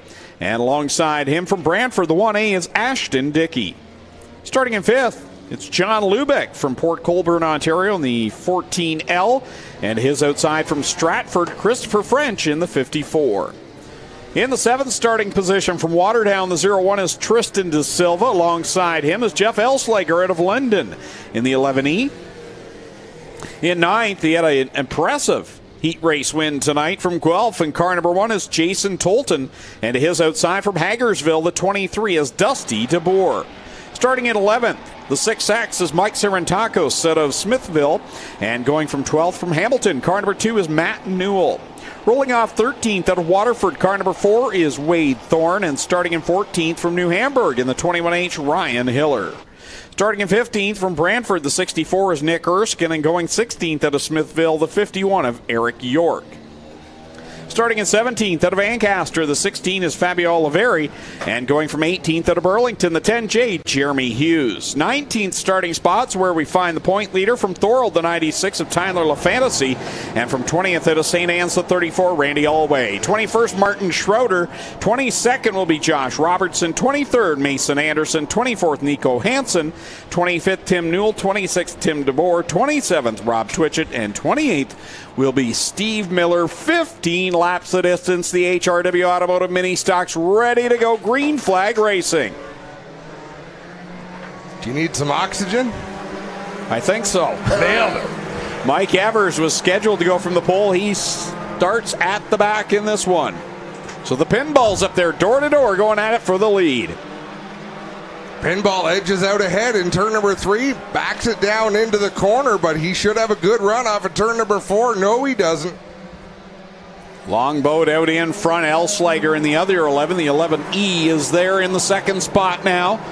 As the caution flag comes out, we've got a big piece of his, we call it, stuff in the entry of corner 3. That's a lot bumper. of stuff. Yeah, I think it's off one of the Newell cars. Yeah, the 2. Oh, that read. I can do it. Come on, I'll do it, Greg. I had to remind myself. And a birthday shout out. This one's a good one for Evie Knight. Birthday's not till August, but they can't come in August. So we'll give you that read ahead of time. Looking at the replay, there goes the front bumper of Newell. The Coast to Coast iRacing League is holding its 3rd annual Mike Westbrook Knoxville Nationals next week. 4-day event running Monday to Thursday night, the Duplicates and Knoxville Nationals race and points format. All proceeds go to the Steve King Foundation, which provides emergency funding to assist injured drivers and families. The Coast to Coast Racing League has raised over $18,000 for charities to date. Go to www.c2crl.com for more information. Of course, that's Roger Craig's league. Puts a ton of energy into his iRacing leagues. Worked together a while ago to get something started, and then he created something so enormous that he moved on with it. Moved on to bigger and better, but boy, oh boy, he's done some good things with organizing iRacing.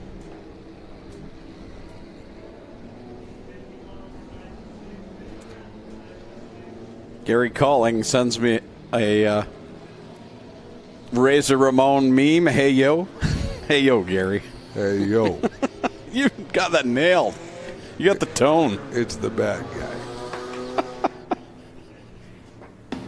That's the only way Angie pays attention to him in the bedroom.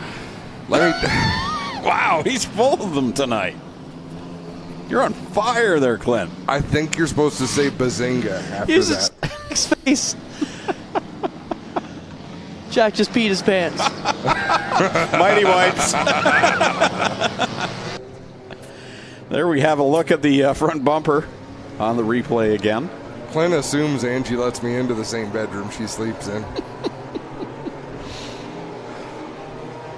One to go, and look at Longboat up to the outside. Okay, he wants to start on the outside, so Elslager going to come down to the inside, and that blue and black number 11, Mike Giberson in row number 2, and that number, the white 11, alongside John Lubeck in the 14 as we head towards the restart. Cameron Thompson looking over the field, green flag in hand. Here we go. They all fan out 4-5 wide of the line back there. Wow. Ashton Dickey did not get a good launch, but Wade Thorne did. I think he restarted 7th or 9th. Oh, Lubeck's out of shape, and they're going to collect. Oh, Tristan De Silva, hard hit on the backstretch. Wow, that was a hard shot for De Silva. He is not thrilled inside the race car. Wow, that car is torn up. Hard lick for the driver of the Gibbs Action Sports. Let's Landscape 01, Tristan De Silva. See the back end all torn up. The front end looks about the same. Yeah, that was. Look at Jason Tolton's car. folded up pretty good as Tolton takes his helmet off down there in turn number 3. You could kind of feel that brewing the way the pack was racing on the backstretch. Well, I haven't noticed this as much this season, but there was a lot of cars that just didn't come up to speed. Yeah, that's the thing when you've got the different speeds going. Clint, what's going on? Well, Tristan De Silva's all right here in the 01, but not happy with someone, as you can imagine. But when they're angry, that's a good sign. That means the emotion button is turned on, and they aren't worried about being hurt. How about Tolton? He's destroyed this Vacu Trucks number 1 car. They're already working to get him hitched up. Doug Leonard already working on the lineup, and we'll be ready to go in just a moment. Not sure what we have for looks. I know the turn 2 camera got a look at the tail end of this crash. Spencer is down there getting things organized for us because it's possible we'll have multiple looks as Tristan De Silva sitting on the driver's window of that race car. You can see the disappointment. Looking at Tristan De Silva right there and having seen pictures of his dad, Mark De Silva, 20 years ago, there's a striking resemblance. Clint, if you can get to Tristan to have a word, such a talented young man, and this season has just not been. We're going to have a look at this replay. Okay, they're following the action. They're 5 wide down the backstretch. Okay, this turn 2 camera going to give us a good look. I can't imagine he's upset with somebody, Clinton. Probably just the situation, but you've got him there. Let's talk to him. Yeah, I got Tristan De Silva here. Tristan, you're all right? That's the main thing. What happened here on the back straightaway? I was coming out of turn 2 when Lubeck and Dusty DeBoer closed me in a hole that was not there, and it just kind of went sideways. Tolan got into me, and then I was just on for the ride from there. Well, you're all right. That's the main thing. I'm still standing. I'll be back as soon as we can. Right on. Tristan De Silva with a beat-up car, guys. They're going to drag this one behind the wall, and we'll be ready to assume position here in just a moment. Spencer, if you want to show those again, that was a hard hit for Tristan De Silva. And we can't – normally we can kind of call the action, Greg, as an accident happens. There was too much going on there. That corner 2 perch shot, we'll see that in a moment. Now here's the shot. And this is really going to show the contact with Lubeck and Erskine. But the corner 2 shot, this one right here, look at the mess. And, I mean, all you can do is keep your foot in the throttle. Tyler LaFantasy gets caught up in that. And the angle, Mark De Silva, I'm surprised. I thought that car was going to barrel roll. Oof. Ooh. Good camera work, though, to catch all that. I think that would have been Jack, wouldn't it? Or is that someone in that perch? Andrew's in perch 2, Ryan perch 3. Don't give me perch numbers. Turn 3, turn 2. So Andrew's in turn 2, Ryan's in turn 3. You wouldn't have assumed that, Adam? We go to some places where that's not the case. Okay. You want to talk about being screwed up. Look at Chucky had a good view. I think we should mount a camera to Chucky. I got to send a shout out to our viewers because I was checking out the comments in the stream about a half an hour ago, and they were all asking how Bacon did last week in the contest. So that means they're paying attention week after week, and we appreciate that. You know what? How'd Bacon do? I got thinking something similar, Clinton, but the work that you guys do, you and the whole team, the junior fan club, as we have another look at the replay, and I got thinking, what do kids like more than Christmas and Halloween? Like when you do Christmas in July, Halloween in July, bicycle giveaway night, you're just hitting all the marks. Well, I was worried, honestly, Adam, that Halloween in July would be a dud last week until we went trick-or-treating intermission and saw the sheer number of cars there, or the sheer number of kids, sorry, as I look at cars, the sheer number of kids that showed up, and even the adults joining in, like you said. That's just cool. Absolutely. Yep, and that's just keeping up the good work. There's a lot of things that go into having 126 cars in 4 divisions on a Friday night program. It's not just a great racetrack or just quality racing or just that people love mini stocks and thunder stocks. It's a combination of all of the positivity that swirls around this place, and it starts with Glenn Stiers. Should mention 50-50, $1,203.50. Very the latest update. I saw that orange and white car, and I thought it was Tristan De Silva for a second driving around the warm-up track, but I think it's Ashton Dickey. Yes, it is. Tyler LaFantasy back on the racetrack, minus some front-end pieces. Nick Erskine, the last car that's going to be picked up there. Man, he's had a character-building season as well.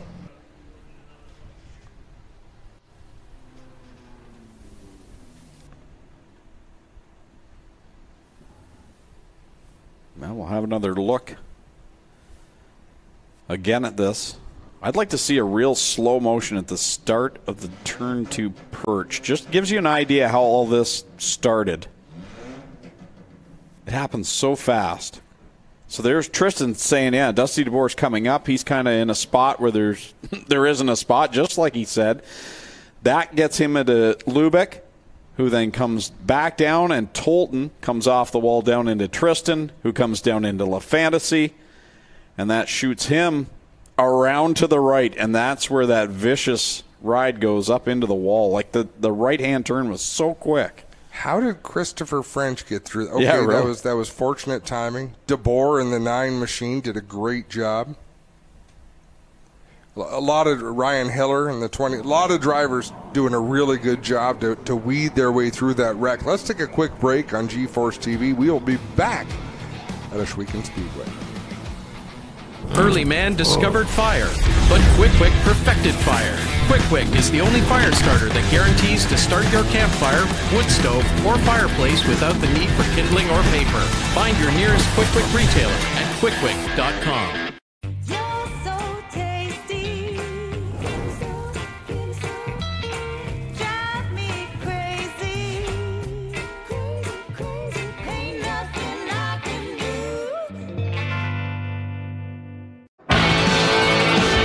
Well, good evening, everybody. Welcome to our weekly race chat. Adam Ross and Clinton Jeffrey are live and interactive every Tuesday night. Rivals Race Chat is your home for race discussion, debate, news, interviews, and more. They'll even take your questions and comments live on the air and talk to some of the newsmakers each week. Tune in every Tuesday night at 8 p.m. on G-Force TV.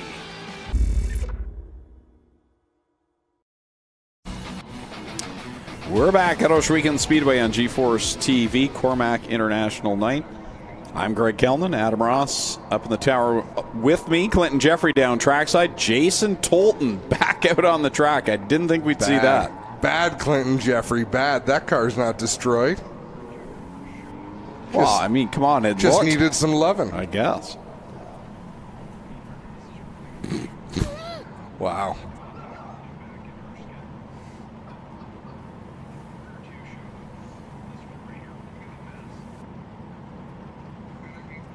So Tolton back on the racetrack, and the car's got a bit of a hitch in its giddy up.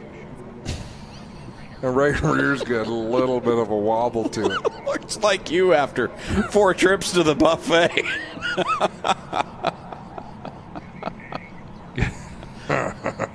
Give that little car, wiggle in your waddle. Give that car some Pepto-Bismol. It'll be just fine. Yeah, it's after 10:30. When you've got nausea, heart. Don't get a strike for that. Oh, that'd be crappy. So drivers that weeded their way through that wreck, Christopher French going to be rewarded with a 6th place restart. Ryan Hiller 7th out there. I don't know how Wade Thorne wound up back at 8th, because that's about where he started last time, but he was leading in turn 2. Still quite a number of cars out there, which I'm surprised. I thought that would have... like John Lubeck's still out there. For him being in the center of that storm, the car looks pretty good. How often does the car that's initiate, and it was nothing John Lubeck did, it was just the circumstances, but how often do you see that? The car that starts it doesn't take the worst of it. Oh, now my son's talking smack in the YouTube chat. How is it up there, little ladies? Which one? You've got 7 of them. The mouthy one. The one that wants my job. Who's calling me? Dairy Queen. They close in 10 minutes and they hadn't seen you yet. Are you okay?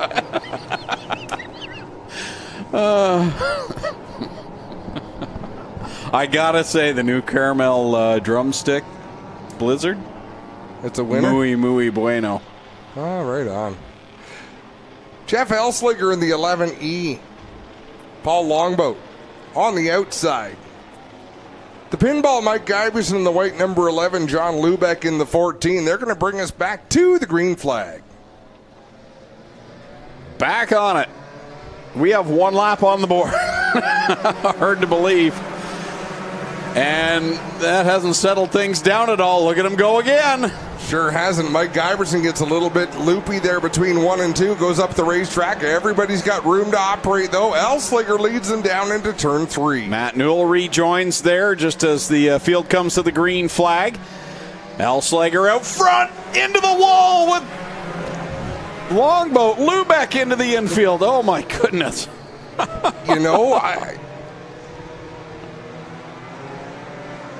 We're still under green as we await Elslinger. Now we're under yellow. Wow. If you're Elslinger, you've got to feel that. Like, once you're starting to get turned towards the wall, you got to feel that and crank it left. Where did Longboat wind up? So he didn't wind up too bad out of that, but you can see the white marks on the right side tires of Longboat's number 108. Boy, how would you like to be wearing a fire suit with a balaclava tonight? Yeah. We have some dedicated safety crew right there on the scene and sweating it out on these hot nights. It's okay in September, but these are the nights that they don't look forward to, I'm sure. But there they are on the call as Elslinger's got all sorts of damage on the back end there. The bumper cover split in two. I'm sure we'll have a look. The speed shot will look cool here, too. So look at Elslinger off the corner, edging towards the wall. As soon as you feel, I guess he didn't have any opportunity to get off him because it all happened in a hurry. But if you're Longboat, you've got a right to that spot on the racetrack, so he really didn't do much wrong there. And again, that would have been a lot worse with the old front stretch wall because one of the cinder blocks would have been sticking out. John Lubeck spun to the infield to the wrong side of the inside wall in turns 1 and 2, but thankfully didn't hit anything.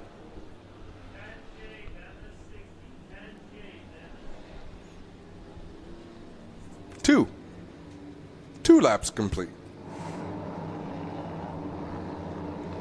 When was the last time you and I both stood up in the tower? Our vantage point at turn 1, believe it or not, is not very good, but we suck it up and assume that nothing big is going to happen in that 30 feet of racetrack. But when they're crashing right there, you got to stand up and have that look.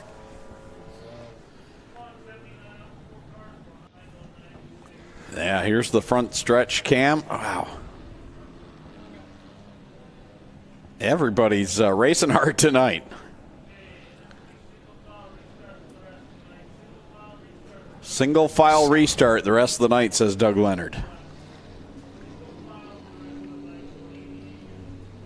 2 laps in, 13 to go. Fabio Oliveri, a race winner this year in the 16. His car looks unscathed for the most part. He runs in the top 10. Where's Tyler LaFantasy? Where did he get to? He's back there about 15th, 18th spot. 15th. Just always go with your first instinct. So somehow, out of all that, Paul Longboat's your leader here coming to the green. Oh, look at that right front. I thought it looked like that right front wheel's wobbling a bit. That's going to shake the steering wheel right out of his hand as Paul Longboat slides up the racetrack. In fact, I think, he realizes his night's done. He peels off into the pits. Wade Thorne out in front. And Dusty DeBoer around the outside. That number 23, York tucks in behind him. Christopher French and Ryan Hiller. Some good race cars out there looking for their first win, at least of the season for some of them. First win ever for some of them up there in the top 6 or 7 cars. And then Fabio Oliveri in the 16 looking for racing room as Tim DeBoer in the 9 gets that car a little bit sideways in turn 3. Mike Sarantakos right here in the middle of it, here in that purple number 6X. Inside the top 5 for the moment. French goes up just a little bit to DeBoer. York right on his back bumper.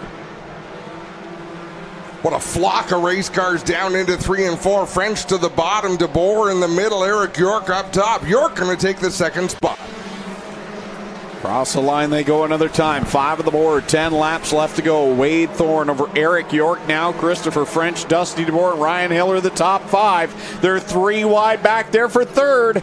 Not a lot of room to operate on the backstretch the way they were squeezing up towards the wall, but out in front it continues to be Wade Thorne. Eric York, and he closed the gap. He's got about 10 car lengths to make up. He's got 9 laps to do it. Down the backstretch goes Wade Thorne over Eric York in the 51, putting some distance on them, and that third place battle between Hiller and French side by side, and then it's a hornet's nest behind them with Fabio on the bottom, Dusty in the middle, Mike Sarantakos on the outside. Hiller up on the high side making some good time up there, but French drives it deep down into turn number 1. He'll take the advantage, but Hiller again with that big run off the corner. We've got a battle for the lead as we're halfway through this one. Eric York has caught Wade Thorne. Yeah, he's right there in the back bumper of car number 4, Thorne, as they go down into corner number 1. Watch the lines here. York right out on that outside. That's where he likes to run that 51. Gets it wound up, stays tucked in behind Thorne. Here's Hiller and French. Hiller pulls ahead of him down the backstretch.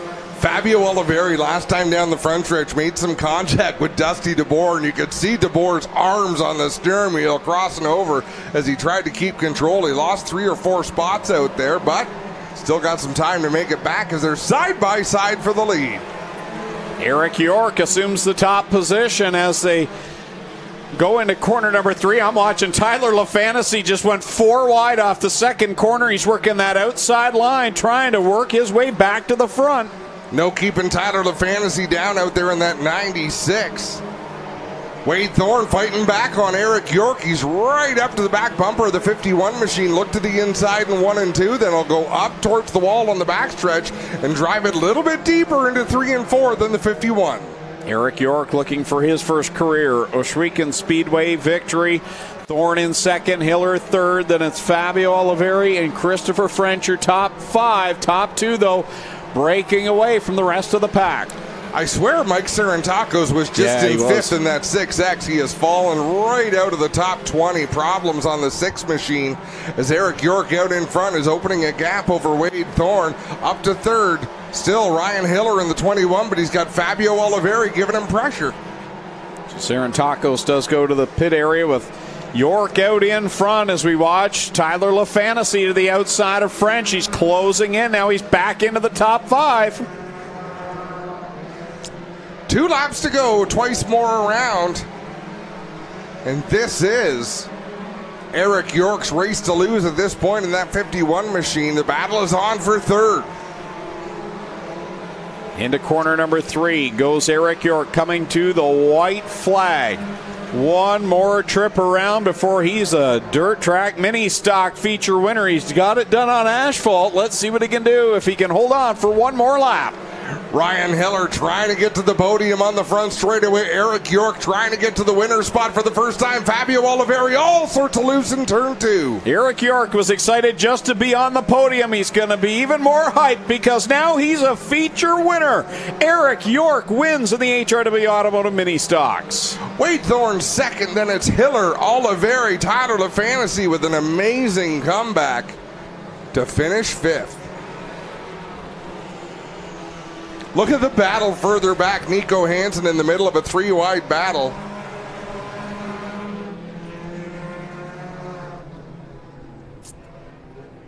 Every position is fought for in the mini stock division here at Ohsweken Speedway. 1 more feature to go, folks, the 360 sprint cars. You don't want to miss that. This is a wide, smooth racetrack. I have a feeling it's going to be slide job city here tonight. So the top three will make their way down to victory lane. Quick victory lane with Clinton Jeffrey. Wade Thorne second. Eric York, first dirt win. He won at Autumn Colors last year in the mini stocks, and now as a dirt winner. And Ryan Hiller third. I want to thank Lone Wolf Fireworks once again for making our victory lanes that much brighter.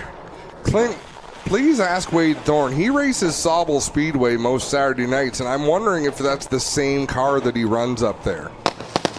All right.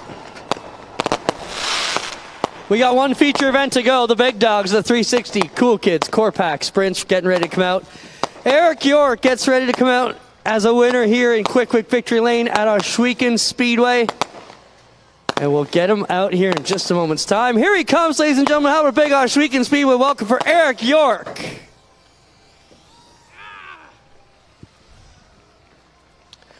Come on down and talk to us, Eric. What a run you've had here tonight. You get a handshake from Ryan Hiller. Welcome to Quick Victory Lane, Eric. Great job. You know, you're pumped a couple weeks ago to get up here, and here you are in the best spot you can be at. Congrats. Thank you. I never would have thought my rookie year I'd end up in the victory lane. Like, this is surreal. A lot of people have been helping me get this car up here. A lot of advice. Without all the people helping me, I don't think I'm going to get here. But, man, the car was fast tonight. I can't believe how fast it was. Great job, man. Congrats. Thank you. Eric York gets it done. We'll get over here and get a word with Wade Thorne. Wade, you know, Adam wants to know you drive this car at Sauble. Same car, or is this, you got a different ride for Sauble? No, we got a different ride. We got a Cobalt for up there, but pretty similar. I mean, we just changed. We had a different transmission for up there. That's about it. But otherwise, it's pretty much the same. We were watching you on that restart. All the officials were saying, hey, he got a bunch of spots, man, but you were right on the green, passed a bunch. Talk about your restarts here at the Big O. I think we got a big advantage. I think the 240s as well, we have to shift. So we're already in the power band on the start. So I basically, right when I saw Bone go, I just dropped down second and took off. And that second restart there, I was worried they were going to call me for jumping, but I mean, he started on the front stretch, so it's kind of hard. Right on. Wade Thorne grabs second place. Come on over 50-50. Come on over here, girls. Come over here. We'll get Ryan to draw it for us quickly. Ryan, great run there. When they come over here, you're going to reach in there and pull out a winning ticket. But anytime you're in Quick Victory Lane, even though you're third, still a good end to your Friday night. Yeah, I mean, better than a lot of guys out there. That was pretty hairy on the back straightaway. You know, I feel for those guys. But, I just got to thank my everybody who helps me, my dad, Danny, everybody back in the pits, and all my great sponsors, Cobra Grain and Trucking, Woodhull Logistics, Rudy Helds, Cal Tire, Dem Tool, everybody on this car. You know, it's a team effort tonight. Right on, Ryan. Reach in here and pull out a winning number. How much, do we know how much it is? We got the amount here, somewhere written down. $1,203.50. $1,203.50. Go ahead, read it, Ryan. 7937. So 79307. 79307. $1,200. Thank you so much. Claim it at the flag stand, okay? So come on down and see that. We'll be right back live on G-Force TV. We've got one feature to go here on Fan Appreciation Night, presented by Cormark. We'll be right back. Well, good evening, everybody. Welcome to our weekly race chat. Adam Ross and Clinton Jeffrey are live and interactive every Tuesday night. Rivals Race Chat is your home for race discussion, debate, news, interviews, and more. They'll even take your questions and comments live on the air and talk to some of the newsmakers each week. Tune in every Tuesday night at 8 p.m. on G-Force TV.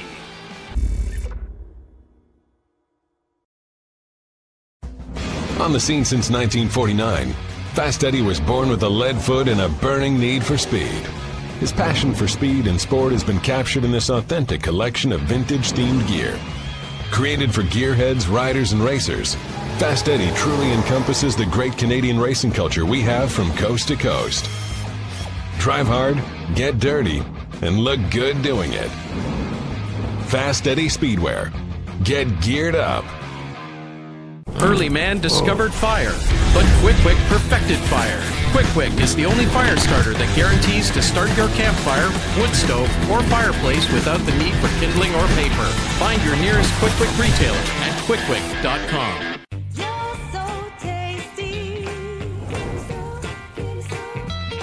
Drive me crazy. Ain't nothing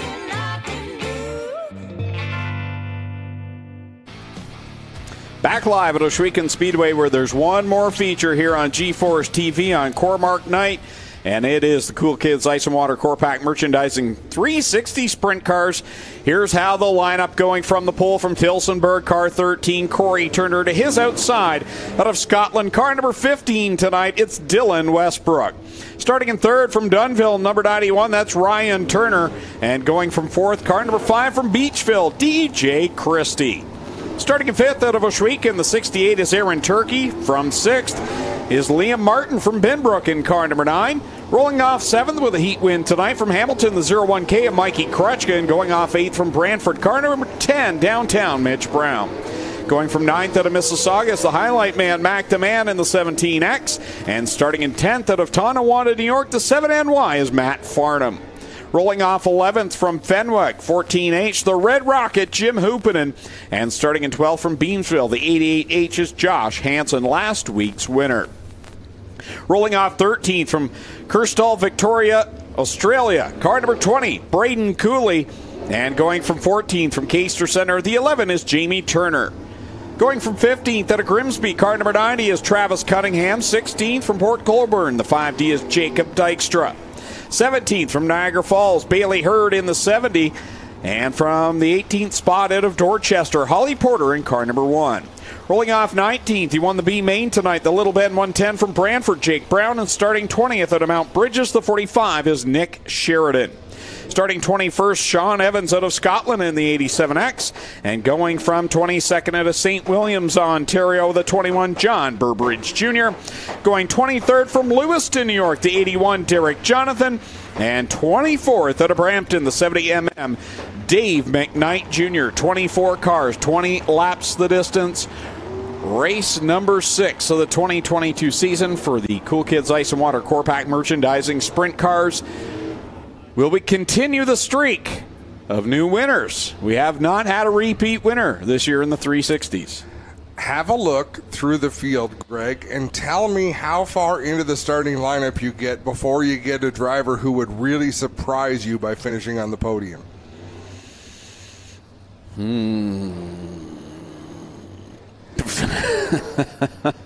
Maybe the last, I don't know. I don't see any. Like in the top.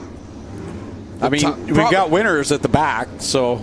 In fairness, Jamie Turner might be the first. Like, he's one who's had some good runs. I haven't seen him have a really solid podium type full feature event in a little while.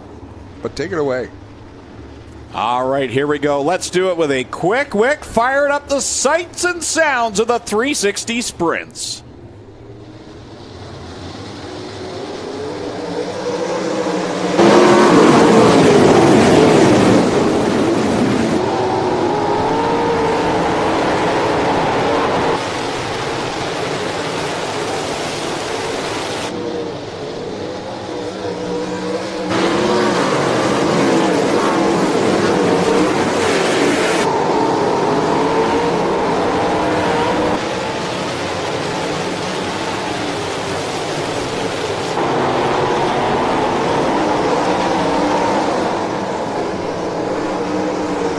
Right now, it's all D-dubs. Dylan Westbrook in that Nitro 54 variety car, number 15, filling in for Dan Anacote tonight. Right behind him, Corey Turner and DJ Christie. He is working that outside line.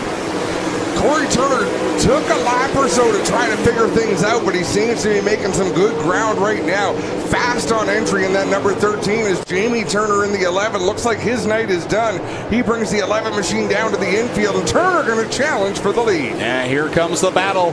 The Petro Plus travel stop, number 13 on the outside of D-dubs as they work down the backstretch. He'll tuck back in line, but step it out is now Ryan Turner. Boy, you don't see this often, but the Turners are dropping out here. Yeah, problems for Ryan Turner in that 91.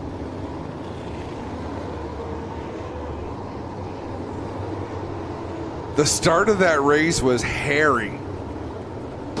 I believe there's a flat left front problem here for the Turner car, guys. And he just should have a quick push in, get his 2 minutes, and be able to come back out here. He was waving down the back straightaway, waiting to try and grab that yellow. Jamie Turner sitting on the infield. I believe a push vehicle is going to come along and see what he needs. So Dylan Westbrook, that car was a little bit off in the qualifying heat. Obviously, Dylan, an elite caliber driver, but something was just not quite to the liking of that driver. He was quick, but not quick enough. Start of that feature, he bolted out front to the lead, but Corey Turner, I think the Petro Plus number 13 of Corey Turner might be a little quicker than Westbrook. DJ Christie out there, he's been slinging it around. How about Mikey Krutchka? He started 7th. He's worked his way to 4th quickly as well. That car was very quick in the qualifying heat tonight. He's got a win already. I hear a lot of people talk, and maybe Clinton Jeffrey can help with this as well, saying it's so important in the redraw. You have to start at the front, and take advantage of those front row starts. But why do they say that? We've seen a lot of drivers make passes here, and if you're fast enough, you can get there. Yeah, Adam, I think, anytime you start outside the top 8, you have a long night ahead of you, unless your car is really, really digging. It's pretty rare you see anybody win from 9th or 10th back in this field just when the track's as slick as it is. It really makes it tough, and it's important to get in those top 8 spots. But you look at a guy like Mike Krutchka, who was upset with our redraw system today. He said, I smoked him in the heat, and there's no advantage to it. I just get lumped in with the other 8 and end up redrawing 7th. Yeah, but what? You know what? He'll find something to complain about. I know. And I just said, it's been like that for 25 years, brother. Yeah, and on a given night. But he did bring up a good point. He said the heat winners should possibly be able to pick first out of the races. And I said, well, come to the drivers' meeting and make that pitch. Maybe you'll get it passed. But, I love the system we've got here. I think it's fair. I don't think we have too many nights where the wrong guy wins, guys, because of handicapping or because of the draw. Clint, I don't love it, but I think the field is so even that you really don't notice. But I don't have a better solution, so I should shut my mouth. Yeah, for some reason, no handicapping works here in the sprint cars. I couldn't see it working in some of the other classes we've covered, but somehow it makes itself work here. Yeah, I can't argue with that. We've had great racing. We've had various winners. 20 seconds to go for Ryan Turner, by the way. He's coming up, and here he comes. So we're ready to go. Lights are out. We're going this time. Well, that'll be fun to watch. At Kingpin Farms number 91, Ryan Turner trying to make his way back through the field from the tail end. Meanwhile, did Dylan Westbrook win one this year here? Yeah, opening night.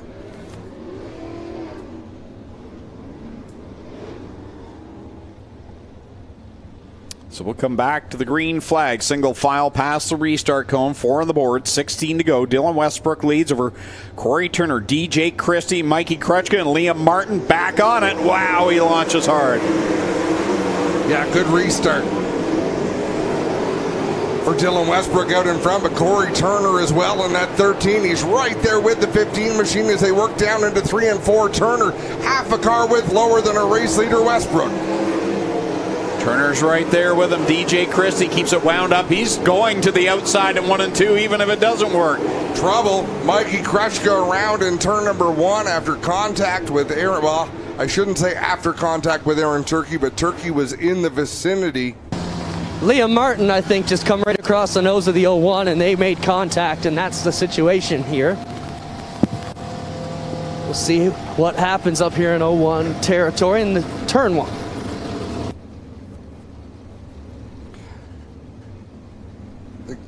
Mikey given the universal what the heck was that sign language.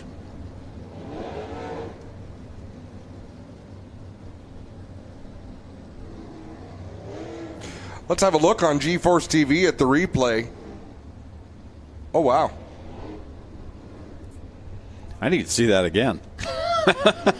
Like that happened. I mean, when you said come across the nose of the car, I thought, yeah, okay, whatever. Pretty obvious, isn't it? So down towards turn number 1. Well, Mike pulling up to show his displeasure to Liam there under caution. I don't know how Liam didn't wreck that car. Aaron Turkey does a nice job to hang on to the 68 as well.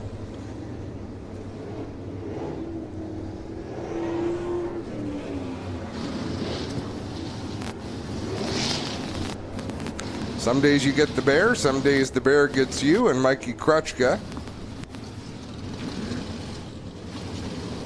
might have had enough of that race, Clinton. Is that fair to say that Krutchka has not racing for points? He might just decide to cut his losses and call it a night. 10-4, Mike is the type of guy who says, I got nothing to gain coming from the back. I got no chance to win. I'll save my gear and come back, but you can bet he'll be waiting at the pit shack to talk to Mr. Martin.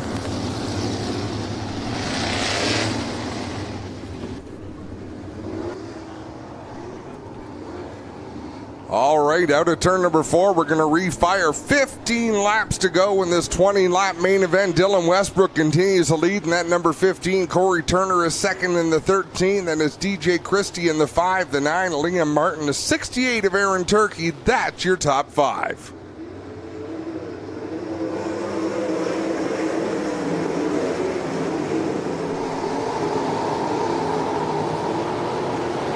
Everybody fighting for the bottom down into the corner. Liam Martin up to the wall on the exit of turn number 2. Aaron Turkey takes a look to the inside. DJ Christie back to the second spot. D-Dubs, Dylan Westbrook out in front. Corey Turner trying to hold off DJ Christie, who's giving it everything he's got. He's so good in 3 and 4. He's been one trying to work something out in 1 and 2. He pulls alongside Turner, and he has that second spot at the line for the moment. Turner going to throw the slider down into 1 and 2. Whoa, Liam Martin up into the outside wall in 2. He had been flirting with disaster for a couple of laps. That just about bit that 9 machine. Out in front, though, Dylan Westbrook is opening up an advantage over Corey Turner. Westbrook found some sort of an adjustment either in the car or to his driving style to get a little bit more speed out of that number 15. Yeah, he's smooth and steady on the bottom. DJ Christie still throwing it at it, trying to get around Corey Turner. He does it again in 1 and 2, but there's just nothing up there for him. Further back in the field, they are dicing it up out there. 2 wide, 3 wide. Jim Hoopin and Ryan Turner and Jacob Dykstra go 3 wide down the backstretch. 10 and 10 to go here in the Cool Kids Ice and Water Core Pack Merchandising 360 Sprint Car A-Main, and Corey Turner's closing the gap. He's gone upstairs there in 3 and 4, trying to gain ground. DJ Christie blows it over the banking up in 3. That opens up the door for Matt Farnham to slip by. Here goes Corey Turner coming off of turn number 2 on the high side. He has found something in the middle groove of 1 and 2. He'll edge to the outside of Dylan Westbrook in 3 and 4. New race leader, it's Corey Turner. Wow, you don't see many people drive around Dylan Westbrook like that. Look at him go down in corners 1 and 2 now. He's working the bottom side, and he's going to pull away from the number 15. Bold move by Corey Turner. There's still 7 laps to go. Lots of racing still to come, but Turner with the lead and driving away. Matt Farnham in the 3rd spot. He's closing the distance now on D-Dubs, Dylan Westbrook. DJ Christie settles back in the 4th spot. Liam Martin 5th. Aaron Turkey in the 68. Something failed in the steering coming off of turn number 4. Aaron Turkey wheels that down into the infield, avoids a yellow, but his night is done. 6th right now, Mitch Brown. How about Travis Cunningham having a really good run? He started 15th. He's up to the 7th spot. Josh Hansen's last week's winner, 8th. Ryan Turner 9th after his troubles early. And 10th, Jim Hoopin. Look at Ryan Turner working the middle of the racetrack, trying to get to the outside of Travis Cunningham, but the inside of Josh Hansen. Now Hansen will come down to the bottom of the racetrack. Turner will stay up in that middle groove. Fabulous racing through the field here at Ohsweken. Tell you what, Corey Turner's got the lead, but D-Dubs is not giving up just yet. He had a good run through 3 and 4 that time and closed the gap, loses a little ground in 1. Dylan Westbrook, he doesn't know how to quit, that's for sure. Corey Turner working the bottom in 3 and 4, gets a good drive off the turn, but Dylan Westbrook up high, carrying some momentum on the high side. He's going to try the high side again in 1 and 2. Westbrook comes down the banking, trying to catch the Petro Plus number 13. He'll close the gap another time, down in 3 and 4. This time by 2 laps left to go for Corey Turner with Westbrook closing. Westbrook into 1 and 2, goes in the center, moves up to the outside of the racetrack. Corey Turner almost the same line. They'll work down into 3 and 4. Corey Turner going to go to the middle of the racetrack, try to split the gap between Jake Brown and Bailey Hurd. 1 lap to go. Turner dives down low in corner number 1 through the lap cars. Dylan Westbrook's right there, but Corey Turner gets a good launch off of corner 2 with a half a lap to go. That was a big move. That aggressive move in traffic might have sealed the deal for Corey Turner. Checkered flag in the air. Turner with the win. Westbrook going to come home second. Matt Farnham coming home third. DJ Christie going to finish fourth with Liam Martin rounding out the top 5. Sixth at the line was Mitch Brown. Good solid run for him tonight. Then it was Josh Hansen. Ryan Turner gets up to the 8th spot. 9th will go to Travis Cunningham, and 10th Jim Hoopinen. Well, there's our first 2-time winner on the year. The driver of the Petro Plus Travel Stop Burger Barn Mobile 1, car number 13, Corey Turner gets it done.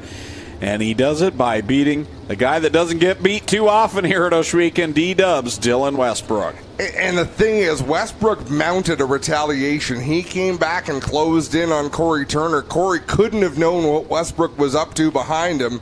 But Corey kept searching around, and found a groove that worked for that 13 machine. And I still think that aggressive move in lap traffic helped seal the deal for Corey Turner and secure victory number 2.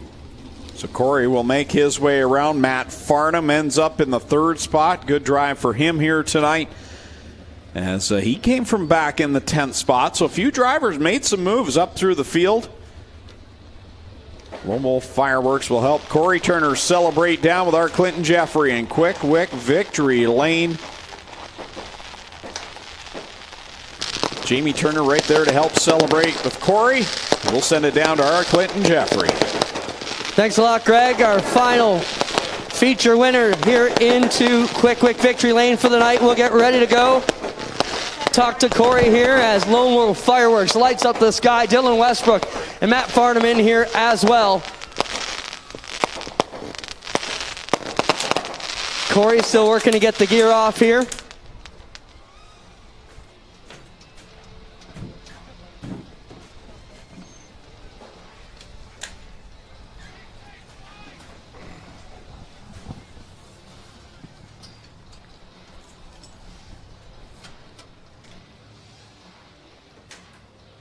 Corey taking a couple moments to get out here. Here he comes, ladies and gentlemen, out of the Petro Plus Travel Stop Burger Barn machine.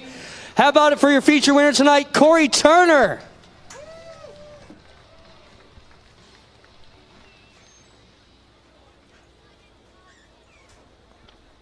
Corey, what a drive tonight. You know, it's not too often that guys drive back around Dylan Westbrook. You know, you start out your year on top of the world, then you slipped a little bit, and now it looks like you found the magic again, Corey.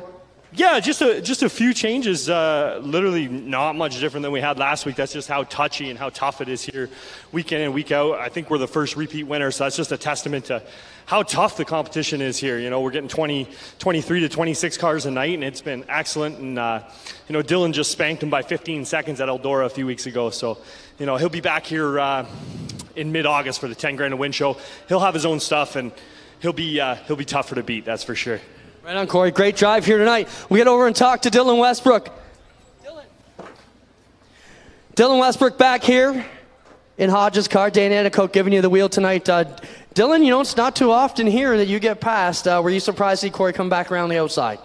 No, they've been really good here lately. We've been struggling a little bit on this type of surface, but there's something completely different out tonight, and I think real excited now for the next Nationals. Like I just kind of did a little bit, but I know I can go a lot further, so I think we'll be really strong at the next Nationals we're here. What's the story with you driving Dan's car tonight?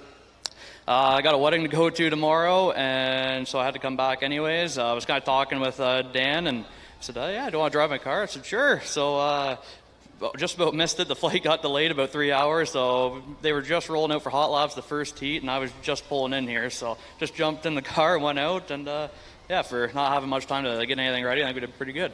Right on. Dylan Westbrook grabbed second. We'll get over here and grab third place. Matt Farnham. Matt, welcome back. Last time we saw you up here, it was at the Nationals in 2019. Great drive here tonight. Just getting tuned up for August? Yeah, just trying to get tuned up. We'd be up here a lot more. Just can't get any tires, whether it's here or ESS, Patriot. Nobody will sell us any because we're not a regular. So just trying to get up here for a couple times, and pretty decent run tonight. Wish we would have started a little bit farther forward. I guess it was on me. I didn't know that the race monitor line was like 10 feet past the flag stand. Thought we had Dylan at the flag stand in the heat race. Would have put us in the redraw, but overall, I think we overcame a bunch and ended up with a good finish tonight. Right on, Matt Farnham, third. Your second place driver, Dylan Westbrook, and your winner tonight, Corey Turner. That'll wrap things up from Quick Fire Starter Victory Lane. Guys, we'll turn up to you to take us home. What a great night here at Ohsweken. It really was a great night, Adam. We had a lot to pack into tonight, and it's actually not too late. No, I thought we would be here racing till after midnight. I mean, the autograph sessions, you got to give the fans a chance when you have those to meet the drivers, and we did that. A great night of racing again. I mean, unfortunate, some mini softs got crashed up pretty hard, but in the sprint car classes, we didn't have one upside down tonight. That's fantastic. Don't forget, next Friday night, the 360 Sprints will be on the card, along with the Northeast Late Model Alliance, the Vintage Cars, and the Thunderstocks will be on the card next Friday night, 7:30, right here, live on G-Force TV. That will wrap things up. On behalf of the Stiers family, all our staff and official and crew, and on behalf of Clinton Jeffrey and Adam Ross, I'm Greg Kellman saying so long. We'll see you right back here on G-Force TV.